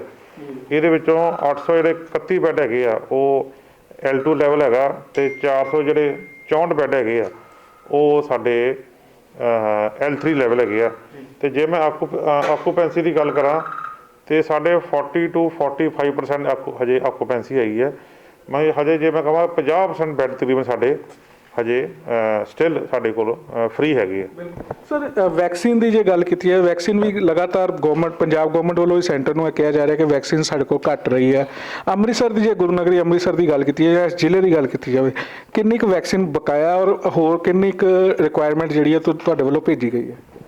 ਵੈਕਸੀਨ ਅਸੀਂ ਜਿਹੜੀ ਹੈ ਉਹਨੂੰ ਅਸੀਂ ਡੇਲੀ ਬੇਸਿਸ 'ਤੇ ਰਿਵਿਊ ਕਰਦੇ ਹਾਂ ਸ਼ਾਮੀ 4 ਵਜੇ ਐਜ਼ ਪਰ ਪੋਰਟਲ ਐਂਟਰੀ, ਤੇ ਉਹਦੇ ਮੁਤਾਬਕ ਅਸੀਂ ਜਿਹੜੀ ਹੈਗੀ ਆ ਉਹ ਅਸੀਂ ਡਿਮਾਂਡ ਜਿਹੜੀ ਹੈ ਸਟੇਟ ਨੂੰ ਭੇਜਦੇ ਹਾਂ। ਅੱਜ ਵੀ ਅਸੀਂ ਸਟੇਟ ਨੂੰ ਜਿਹੜੀ ਹੈਗੀ ਸਾਡੀ ਵਹੀਕਲ ਜਿਹੜੀ ਗਈ ਹੋਈ ਆ, ਅੱਜ ਸਾਨੂੰ ਸ਼ਾਮ ਤੱਕ ਜਿਹੜੀ ਹੈਗੀ ਵੈਕਸੀਨ ਫਿਰ ਦੁਬਾਰਾ ਮਿਲ ਜੇਗੀ। ਉਹਨੂੰ ਡੇਲੀ ਬੇਸਿਸ 'ਤੇ ਜਿਹੜਾ ਹੈਗਾ ਐਨਾਲਾਈਜ਼ ਅਸੀਂ ਕਰਦੇ ਹਾਂ ਅਵੇਲੇਬਿਲਿਟੀ ਨੂੰ, ਤੇ ਉਹ ਸਾਨੂੰ ਸਟੇਟ ਵੱਲੋਂ ਉਸ ਮੁਤਾਬਕ ਜਿਹੜੀ ਵੈਕਸੀਨ ਉਹ ਦਿੱਤੀ ਜਾ ਰਹੀ ਹੈ। ਪਰ ਗਵਰਨਮੈਂਟ ਵੱਲੋਂ ਇਹ ਵੀ ਕਿਹਾ ਜਾ ਰਿਹਾ ਕਿ ਗਵਰਨਮੈਂਟ ਹਸਪੀਟਲ ਜਿਹੜੇ ਨੇ ਉੱਥੇ 400 ਰੁਪਇਆ ਇਹਦਾ ਰੇਟ ਰੱਖਿਆ ਜਾਵੇ, ਪ੍ਰਾਈਵੇਟ ਜਿਹੜੇ ਕੁਝ ਹੋਰ ਰੇਟ, ਕਿਆ ਉਹ ਹੁਣ ਤੋਂ ਸ਼ੁਰੂ ਹੋ ਗਏ ਜਾਂ ਹਜੇ ਫ੍ਰੀ ਲੱਗ ਰਹੇ ਨੇ ਇੰਜੈਕਸ਼ਨ? ਹਜੇ ਤੱਕ ਜਿਹੜੇ ਇੰਜੈਕਸ਼ਨ ਬਿਲਕੁਲ ਫ੍ਰੀ ਲੱਗ ਰਿਹਾ ਟਿਲ ਡੇਟ। ਗਵਰਨਮੈਂਟ ਸੈਕਟਰ ਬਿਲਕੁਲ ਫ੍ਰੀ ਲੱਗ ਰਿਹਾ, ਤੇ ਪ੍ਰਾਈਵੇਟ ਸੈਕਟਰ ਜਿਹੜਾ 200-250 ਰੁਪਇਆ ਉਹਨਾਂ ਨੂੰ ਲਿਆ ਜਾ ਰਿਹਾ। ਤੇ ਪਰ ਹਜੇ ਤੱਕ ਸਾਡੇ ਇਹੋ ਜਿਹੀ ਕੋਈ ਸੈਕਸ਼ਨ ਨਹੀਂ ਹੈ ਕਿ ਕਿਸੇ ਤੋਂ ਕੋਈ ਚਾਰਜ ਪੈਸੇ ਕਰਨੇ ਆ। ਪਰ ਜੇ ਆਕਸੀਜਨ ਦੀ ਗੱਲ ਕੀਤੀ ਹੈ, ਪੂਰੇ ਦੇਸ਼ ਦੇ ਵਿੱਚ ਆਕਸੀਜਨ ਦੀ ਕਮੀ ਜਿਹੜੀ ਆ ਉਹ ਮਹਿਸੂਸ ਕੀਤੀ ਜਾ ਰਹੀ। ਅੰਮ੍ਰਿਤਸਰ ਦੇ ਵਿੱਚ ਵੀ ਪਿਛਲੇ ਦਿਨੋਂ ਇੱਕ ਹਸਪੀਟਲ ਦੇ ਵਿੱਚ ਇਸ ਤਰ੍ਹਾਂ ਦੀ ਸਥਿਤੀ ਜਿਹੜੀ ਸਾਹਮਣੇ ਆਈ ਸੀ, ਉਸ ਨੂੰ ਨਜਿੱਠਣ ਲਈ ਕੋਈ ਠੋਸ ਪ੍ਰਬੰਧ ਕੀਤੇ ਗਏ? ਨਹੀਂ, ਉਹਦੇ ਲਈ ਤਾਂ ਕਮੇਟੀ ਡਿਸਟ੍ਰਿਕਟ ਲੈਵਲ ਤੇ ਆਲਰੇਡੀ ਬਣ ਚੁੱਕੀ ਆ। ਫਿਰ ਅਸੀਂ ਜਿਹੜਾ ਆਡਿਟ ਹੈਗਾ ਉਹਦਾ ਜਿਵੇਂ ਮੈਡੀਕਲ ਕਾਲਜ ਕਮੇਟੀ ਬਣਾਈ ਗਈ ਹੈ, ਇੰਟਰਨਲ ਕਮੇਟੀ, ਉਹ ਆਡਿਟ ਕਰ ਰਹੀ ਆ ਕਿ ਮਰੀਜ਼ ਨੂੰ ਜਿਹੜੀ ਆਕਸੀਜਨ ਦੀ ਕਿੰਨੀ ਲੋੜ ਆ, ਕਿੰਨੀ ਵਰਤੀ ਜਾਵੇ, ਫਿਰ ਕੋਈ ਲੀਕੇਜ ਤਾਂ ਨਹੀਂ ਹੋ ਰਹੀ। ਕੀ ਵੀ ਪਾਈਪਲਾਈਨ ਪਾਈ ਆ ਉੱਥੇ ਲੀਕੇਜ ਹੋ ਗਈ ਜਾਂ ਮਾਸਕ ਵਿੱਚ ਲੀਕੇਜ ਹੋ ਰਹੀ, ਇਹ ਸਾਰੀ ਚੀਜ਼ਾਂ ਨੂੰ ਇਸੇ ਤਰ੍ਹਾਂ ਜਿਹੜੇ ਪ੍ਰਾਈਵੇਟ ਹਸਪਤਾਲ ਉਹਨਾਂ ਨੂੰ ਅਸੀਂ ਚੈੱਕ ਕਰ ਰਹੇ ਹਾਂ। ਅਸੀਂ ਕਮੇਟੀ ਬਣਾਈ ਗਈ, ਉਹਦੇ ਵੱਖਰੀ ਕਮੇਟੀ ਬਣਾਈ ਗਈ ਆ, ਤੇ ਉੱਥੇ ਜਿਹੜੇ ਮਰੀਜ਼ਾਂ ਦਾ ਕੀ ਐਜ਼ ਪਰ ਜਿਹੜੀ ਸਰਕਾਰ ਦੀਆਂ ਗਾਈਡਲਾਈਨਸ ਹੈਗੀਆਂ ਉਹਦੇ ਮੁਤਾਬਕ ਆਕਸੀਜਨ ਦਿੱਤੀ ਜਾ ਰਹੀ ਹੈ, ਤੇ ਉੱਥੇ ਕੋਈ ਲੀਕੇਜ ਤਾਂ ਨਹੀਂ। ਇਹ ਸਾਰੇ ਜਿਹੜੇ ਹੈਗੇ ਆ ਨੂੰ ਜਿਹੜੇ ਪਹਿਲੋਂ ਨੂੰ ਧਿਆਨ 'ਚ ਰੱਖ ਕੇ ਆਕਸੀਜਨ ਦੀ ਅਸੀਂ ਜਿਹੜੀ ਐਪਰੋਪ੍ਰੀਏਟ ਜਿਹੜੀ ਹੈਗੀ ਆ ਸਪਲਾਈ ਤੇ ਡਿਮਾਂਡ ਨੂੰ ਮੇਨਟੇਨ ਕਰ ਰਹੇ ਹਾਂ। ਡਾਕਟਰ ਸਾਹਿਬ, ਸੈਕਿੰਡ ਸਟ੍ਰੇਨ ਜਦੋਂ ਦੀ ਆਈ ਹੈ, ਲੋਕਾਂ ਵਿੱਚ ਕੋਈ ਡਰ, ਖੌਫ, ਭੈ ਨਹੀਂ ਨਜ਼ਰ ਆ ਰਿਹਾ। ਗਵਰਨਮੈਂਟ ਵੱਲੋਂ ਕਈ ਗਾਈਡਲਾਈਨਸ ਜਾਰੀਆਂ ਕੀਤੀਆਂ ਜਾ ਰਹੀਆਂ, ਹੈਲਥ ਡਿਪਾਰਟਮੈਂਟ ਵੱਲੋਂ ਕੀਤੀਆਂ ਜਾ ਰਹੀਆਂ। ਤੁਹਾਡੇ ਵੱਲੋਂ ਕੀ ਅਪੀਲ ਕੀਤੀ ਜਾਏਗੀ ਲੋਕਾਂ ਨੂੰ ਤਾਂ ਕਿ ਲੋਕ ਜਿਹੜੇ ਅਵੇਅਰ ਹੋਣ ਔਰ ਇਸ ਸੈਕਿੰਡ ਸਟ੍ਰੇਨ ਜਿਹੜੀ ਹੈ ਕਰੋਨਾ ਦੀ, ਉਸ ਤੋਂ ਬਚਾਅ ਕਰ ਸਕਣ? ਨਹੀਂ, ਪਹਿਲਾਂ ਵੈਸੇ ਜਦੋਂ ਫਸਟ ਵੇਵ ਆਈ ਆ ਸਾਡੇ ਕੋਲ ਤਾਂ ਮਾਸਕ ਸੀਗੀ, 2 ਗਜ ਦੀ ਦੂਰੀ ਸੀਗੀ ਨੇ, ਸੋਸ਼ਲ ਡਿਸਟੈਂਸਿੰਗ ਮੇਨਟੇਨ ਕੀਤੀ ਅਸੀਂ, ਤੇ ਨਾਲ ਅਸੀਂ ਜਿਹੜਾ ਸੀਗਾ ਸੈਨੀਟਾਈਜੇਸ਼ਨ ਨੂੰ ਵੱਧ ਤੋਂ ਵੱਧ ਵਰਤਿਆ। ਤੇ ਹੁਣ ਸਾਡੇ ਕੋਲ ਕਰੋਨਾ ਤੋਂ ਬਚਣ ਲਈ ਇੱਕ ਬਹੁਤ ਵੱਡਾ ਜੇ ਮੈਂ ਕਹਾਂ ਹਥਿਆਰ ਕਹਾਂਗਾ ਵੈਕਸੀਨ ਹੈ ਸਾਡੇ ਕੋਲ, ਤੇ ਸਾਨੂੰ ਵੱਧ ਤੋਂ ਵੱਧ ਜਿਹੜੀ ਵੈਕਸੀਨ ਹੈ ਉਹ ਲਾਉਣੀ ਚਾਹੀਦੀ ਆ। ਅੱਜ ਵੀ ਜੇ ਮੈਂ ਕਹਾਂ ਅੰਮ੍ਰਿਤਸਰ ਦੀ ਗੱਲ ਕਰਾਂ 2.5 ਲੱਖ ਤੋਂ ਵੱਧ ਜਿਹੜਾ ਲੋਕ ਹੈਗੇ ਉਹ ਵੈਕਸੀਨੇਸ਼ਨ ਲਵਾ ਚੁੱਕੇ ਆ, ਤੇ ਕਿਸੇ ਨੂੰ ਕੋਈ ਵੀ ਮੇਜਰ ਸਾਈਡ ਇਫੈਕਟ ਨਹੀਂ ਹੈ। ਤੇ ਜਿਹੜਾ ਇੱਕ ਖਦਸ਼ਾ ਸੀ ਸੋਸ਼ਲ ਮੀਡੀਆ 'ਚ ਅਫਵਾਹਾਂ ਸੀਗੀਆਂ, ਉਹਨਾਂ ਵਿੱਚ ਕੋਈ ਸੱਚਾਈ ਨਹੀਂ ਹੈਗੀ। ਇਹ ਵੈਕਸੀਨ ਜਿਹੜੀ ਆ ਬਿਲਕੁਲ ਸੇਫ ਹੈਗੀ ਆ, ਤੇ ਸਾਨੂੰ ਵੈਕਸੀਨ ਜਿਹੜੀ ਆ ਵੱਧ ਤੋਂ ਵੱਧ ਲਵਾਉਣੀ ਚਾਹੀਦੀ ਆ। ਤੇ ਇਹ ਵੀ ਦੱਸਣਾ ਚਾਹੁੰਦਾ ਕਿ ਜਿਹੜੀ ਇਹ ਵੈਕਸੀਨ ਆ ਸਾਡੇ 235 ਜਿਹੜੇ ਸਰਕਾਰੀ ਸਿਹਤ ਕੇਂਦਰ ਆ, ਭਾਵੇਂ ਉਹ ਸਿਵਲ ਹਸਪਤਾਲ, ਭਾਵੇਂ ਮੈਡੀਕਲ ਕਾਲਜ ਆ, ਭਾਵੇਂ CSC PSC, ਹਰ ਜਗ੍ਹਾ ਜਿਹੜੀ ਵੈਕਸੀਨ ਸਾਡੀ ਫ੍ਰੀ ਮਿਲ ਰਹੀ ਹੈ। ਪਰ ਜਿਹੜਾ ਫਸਟ ਜਿਹੜਾ ਸਟ੍ਰੇਨ ਸੀ ਉਸ ਦੌਰਾਨ ਜਿਹੜੀ ਹਦਾਇਤਾਂ ਸੀ ਮਾਸਕ ਲਾਉਣ ਦੀ, ਸੈਨੀਟਾਈਜ਼ਰ ਦੀ, 2 ਗਜ ਦੀ ਦੂਰੀ, ਉਹ ਵੀ ਉਸੇ ਤਰ੍ਹਾਂ ਰੱਖਣੀ ਚਾਹੀਦੀ ਲੋਕਾਂ ਨੂੰ। ਪਰ ਲੋਕ ਉਹ ਹਦਾਇਤਾਂ ਅੱਜ ਵੀ ਉਸੇ ਤਰ੍ਹਾਂ ਲਾਗੂ ਹੈਗੇ, ਉਹਨਾਂ ਵਿੱਚ ਸਰਕਾਰ ਵੱਲੋਂ ਕੋਈ ਰਿਲੈਕਸੇਸ਼ਨ ਨਹੀਂ, ਬਲਕਿ ਇੱਕ ਜੇ ਮੈਂ ਕਹਾਂ ਵੈਕਸੀਨੇਸ਼ਨ ਲਈ ਜਿਹੜੀ ਸਰਕਾਰ ਵੱਲੋਂ ਤੇ ਅਸੀਂ ਇਹੀ ਅਪੀਲ ਕਰਦੇ ਲੋਕਾਂ ਨੂੰ ਕਿ ਵੈਕਸੀਨੇਸ਼ਨ ਤੁਸੀਂ ਜ਼ਰੂਰ ਲਓ। ਵੈਕਸੀਨੇਸ਼ਨ ਜਿਹੜਾ ਹੈਗਾ ਬੜੇ ਇੰਪੋਰਟੈਂਟ ਹੈਗਾ ਐਸਪੈਕਟ ਹੈਗਾ ਕਰੋਨਾ ਤੋਂ ਬਚਣ ਲਈ। ਇਸ ਕਰਕੇ ਸਭ ਤੋਂ ਵੱਧ ਜਿਹੜੇ ਲੋਕਾਂ ਨੂੰ ਮੂਹਰੇ ਆ ਕੇ ਵੈਕਸੀਨੇਸ਼ਨ ਜਿਹੜੀ ਇਹ ਲਗਾਉਣੀ ਚਾਹੀਦੀ ਹੈ। ਧੰਨਵਾਦ। ਤਾਂ ਇਹ ਸਨ ਸਾਡੇ ਨਾਲ ਅੰਮ੍ਰਿਤਸਰ ਦੇ civil surgeon doctor Charanjit Singh, ਜਿਨ੍ਹਾਂ ਦਾ ਸਾਫ਼ ਤੌਰ ਤੇ ਕਹਿਣਾ ਕਿ ਸੈਕਿੰਡ ਸਟ੍ਰੇਨ ਜ਼ਰੂਰ ਆਈ ਹੈ, ਇਹਦੇ ਨਾਲ ਮਰੀਜ਼ਾਂ ਦੀ ਗਿਣਤੀ ਜ਼ਰੂਰ ਵੱਧ ਰਹੀ ਹੈ ਕਿਉਂਕਿ ਟੈਸਟ ਜ਼ਿਆਦਾ ਹੋ ਰਹੇ, ਲੇਕਿਨ ਇਹਦੇ ਨਾਲ ਦੇ ਨਾਲ ਵੈਕਸੀਨੇਸ਼ਨ ਜਿਹੜੀ ਆ ਉਹ ਲੋਕਾਂ ਨੂੰ ਜ਼ਰੂਰ ਲਗਾਉਣੀ ਚਾਹੀਦੀ ਔਰ ਅਪੀਲ ਇਹੀ ਕੀਤੀ ਜਾ ਰਹੀ ਹੈ ਕਿ ਵੈਕਸੀਨੇਸ਼ਨ ਵੱਧ ਤੋਂ ਵੱਧ ਕਰਾਉਣ, ਟੀਕਾਕਰਨ ਵੱਧ ਤੋਂ ਵੱਧ ਕਰਾਉਣ ਔਰ 2 ਗਜ ਦੀ ਦੂਰੀ ਜਿਹੜੀ ਹੈ ਉਸ ਨੂੰ ਵੀ ਮੇਨਟੇਨ ਰੱਖਣ। ਕੈਮਰਾਮੈਨ ਵਿਜੇ ਦੇ ਨਾਲ ਰਾਜਨ ਗੁਸਾਈ, ਪੰਜਾਬ ਵਾਇਰ ਨਿਊਜ਼, ਅੰਮ੍ਰਿਤਸਰ। ਹੁਸ਼ਿਆਰਪੁਰ ਦੇ ਪਿੰਡ ਖੰਡਿਆਲਾ ਸੇਨੀਆਂ ਦੀ ਸੜਕ ਕੰਢੇ ਇੱਕ ਮਹਿਲਾ ਦਾ ਸ਼ਵ ਮਿਲਿਆ ਤੇ ਸਨਸਨੀ ਖਬਰ ਫੈਲ ਗਈ। ਪੁਲਿਸ ਨੂੰ ਸੂਚਨਾ ਮਿਲਦੇ ਸਾਰ ਜਾਂਚ ਸ਼ੁਰੂ ਕਰ ਦਿੱਤੀ ਗਈ। ਇਹ ਇੱਕ ਮਨਪ੍ਰੀਤ ਨਾਮ ਦੀ ਲੜਕੀ ਆ, ਮਨਪ੍ਰੀਤ ਸਨ ਆਫ ਪਵਨਦੀਪ ਸਿੰਘ, ਖੰਡਿਆਲਾ ਸੈਣੀਆਂ ਦੀ ਰਹਿਣ ਵਾਲੀ ਆ। ਅੱਜ ਇਹਨੂੰ ਕੁਝ ਅਨਨੋਨ ਵਿਅਕਤੀਆਂ ਨੇ ਆ ਕੇ ਇਹਨੂੰ ਇੱਥੇ ਆ ਕੇ ਗੋਲੀ ਮਾਰ ਕੇ ਇਹਨੂੰ ਹਲਾਕ ਕਰ ਦਿੱਤਾ, ਇਹਦਾ ਕਤਲ ਕਰ ਦਿੱਤਾ। ਸਰ ਕਿੰਨੀਆਂ ਗੋਲੀਆਂ ਲੱਗੀਆਂ ਇਹਨਾਂ ਦੇ? ਇਹਦੇ ਕਰੀਬ ਸਾਨੂੰ ਬਾਹਰੋਂ ਵੇਖਣ ਤੋਂ ਤਾਂ ਕਰੀਬ 8-9 ਗੋਲੀਆਂ ਦੇ ਨਿਸ਼ਾਨ ਸਾਨੂੰ ਮਿਲੇ ਨੇ। ਬਾਕੀ ਪੋਸਟਮਾਰਟਮ ਤੇ ਸਾਰੀ ਡਿਟੇਲਸ ਪਤਾ ਲੱਗੇ। ਕੀ ਲੱਗਦਾ ਸਰ ਤੁਹਾਨੂੰ ਇਹ ਕਾਹਦੀ ਹੱਤਿਆ ਕੀਤੀ? ਇਹਦਾ ਦੇਖੋ ਆਪਣੇ ਹਸਬੈਂਡ ਨਾਲ ਵੀ ਡਾਈਵੋਰਸ ਚੱਲ ਰਿਹਾ ਸੀ, ਫਿਰ ਇਹਦਾ ਕਿਸੇ ਨਾਲ ਲਵ ਅਫੇਅਰ ਚੱਲ ਰਿਹਾ ਸੀਗਾ, ਉਹਦੇ ਨਾਲ ਲਿਵ ਇਨ ਰਿਲੇਸ਼ਨ 'ਚ ਰਹਿ ਰਹੀ ਸੀ, ਉਹਦੇ ਨਾਲ ਵੀ ਇਹਦਾ ਝਗੜਾ ਚੱਲ ਰਿਹਾ ਸੀਗਾ ਤੇ ਉਹਦੀ ਦਰਖਾਸਤਬਾਜ਼ੀ ਵਗੈਰਾ ਚੱਲ ਰਹੀ ਸੀ। ਅਸੀਂ ਸਾਰੇ ਐਂਗਲਾਂ ਤੋਂ ਇਹਦਾ ਦੇਖਾਂਗੇ ਵੀ ਇੱਥੇ ਕਿੱਦਾਂ ਪਹੁੰਚੀ, ਇੱਥੇ ਗੋਲੀ ਕਿਹਨੂੰ ਮਾਰੀ ਆ, ਸਾਰੇ ਅਸੀਂ ਟੈਕਨੀਕਲ ਤਰੀਕੇ ਨਾਲ ਇਹਨੂੰ ਸਰਚ ਕਰਕੇ ਇਹਨੂੰ ਟ੍ਰੇਸ ਕਰਾਂਗੇ। ਤਰਨਤਾਰਨ 'ਚ ਬਾਰਦਾਨਾ ਨਾ ਮਿਲਣ ਅਤੇ ਲਿਫਟਿੰਗ ਨਾ ਹੋਣ ਕਾਰਨ ਦੁਖੀ ਕਿਸਾਨਾਂ ਅਤੇ ਆੜ੍ਹਤੀਆਂ ਨੇ ਲੇਬਰ ਨਾਲ ਮਿਲ ਕੇ ਅੰਮ੍ਰਿਤਸਰ ਹਾਈਵੇ ਤੇ ਧਰਨਾ ਦਿੱਤਾ। ਇਹ 200-250 ਕਿਲੋ ਬਾਹਰ ਨਿਕਲਣੀਆਂ ਨੇ ਤੇ ਹੁਣ ਤੁਹਾਡਾ ਤਰੱਕੀ ਕਰਨ ਦਾ ਟਾਈਮ ਆ ਗਿਆ ਤੇ ਤੁਹਾਡੇ ਜ਼ਮੀਨ ਖੋਣ ਲੱਗੇ।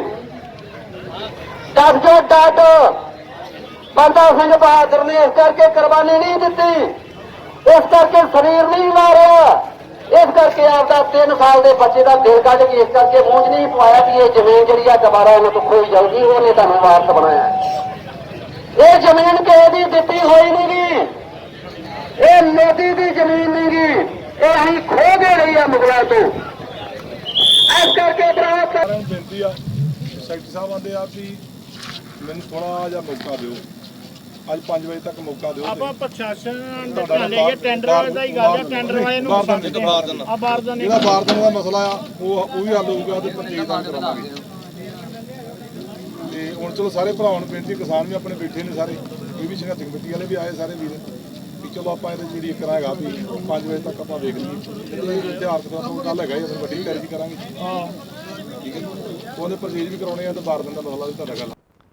ਕੋਰੋਨਾ ਵਾਇਰਸ ਦੇ ਵੱਧਦੇ ਮਾਮਲਿਆਂ ਦੇ ਚੱਲਦਿਆਂ ਜ਼ਿਲ੍ਹਾ ਪ੍ਰਸ਼ਾਸਨ ਵੱਲੋਂ ਜਿੱਥੇ ਸ਼ਹਿਰਾਂ ਦੇ ਵੱਖ-ਵੱਖ ਹਿੱਸਿਆਂ ਵਿੱਚ ਸਖਤੀ ਕੀਤੀ ਗਈ, ਉੱਥੇ ਹੀ ਡੁਗਰੀ ਇਲਾਕਾ ਕੰਟੇਨਮੈਂਟ ਜ਼ੋਨ ਘੋਸ਼ਿਤ ਹੋਇਆ, ਜਿੱਥੇ ਪੁਲਿਸ ਅਤੇ ਡਾਕਟਰਾਂ ਵੱਲੋਂ ਸਖਤੀ ਕੀਤੀ ਗਈ ਅਤੇ ਆਉਣ ਜਾਣ ਵਾਲੇ ਲੋਕਾਂ ਦੇ ਕੀਤੇ ਗਏ ਕੋਰੋਨਾ ਟੈਸਟ।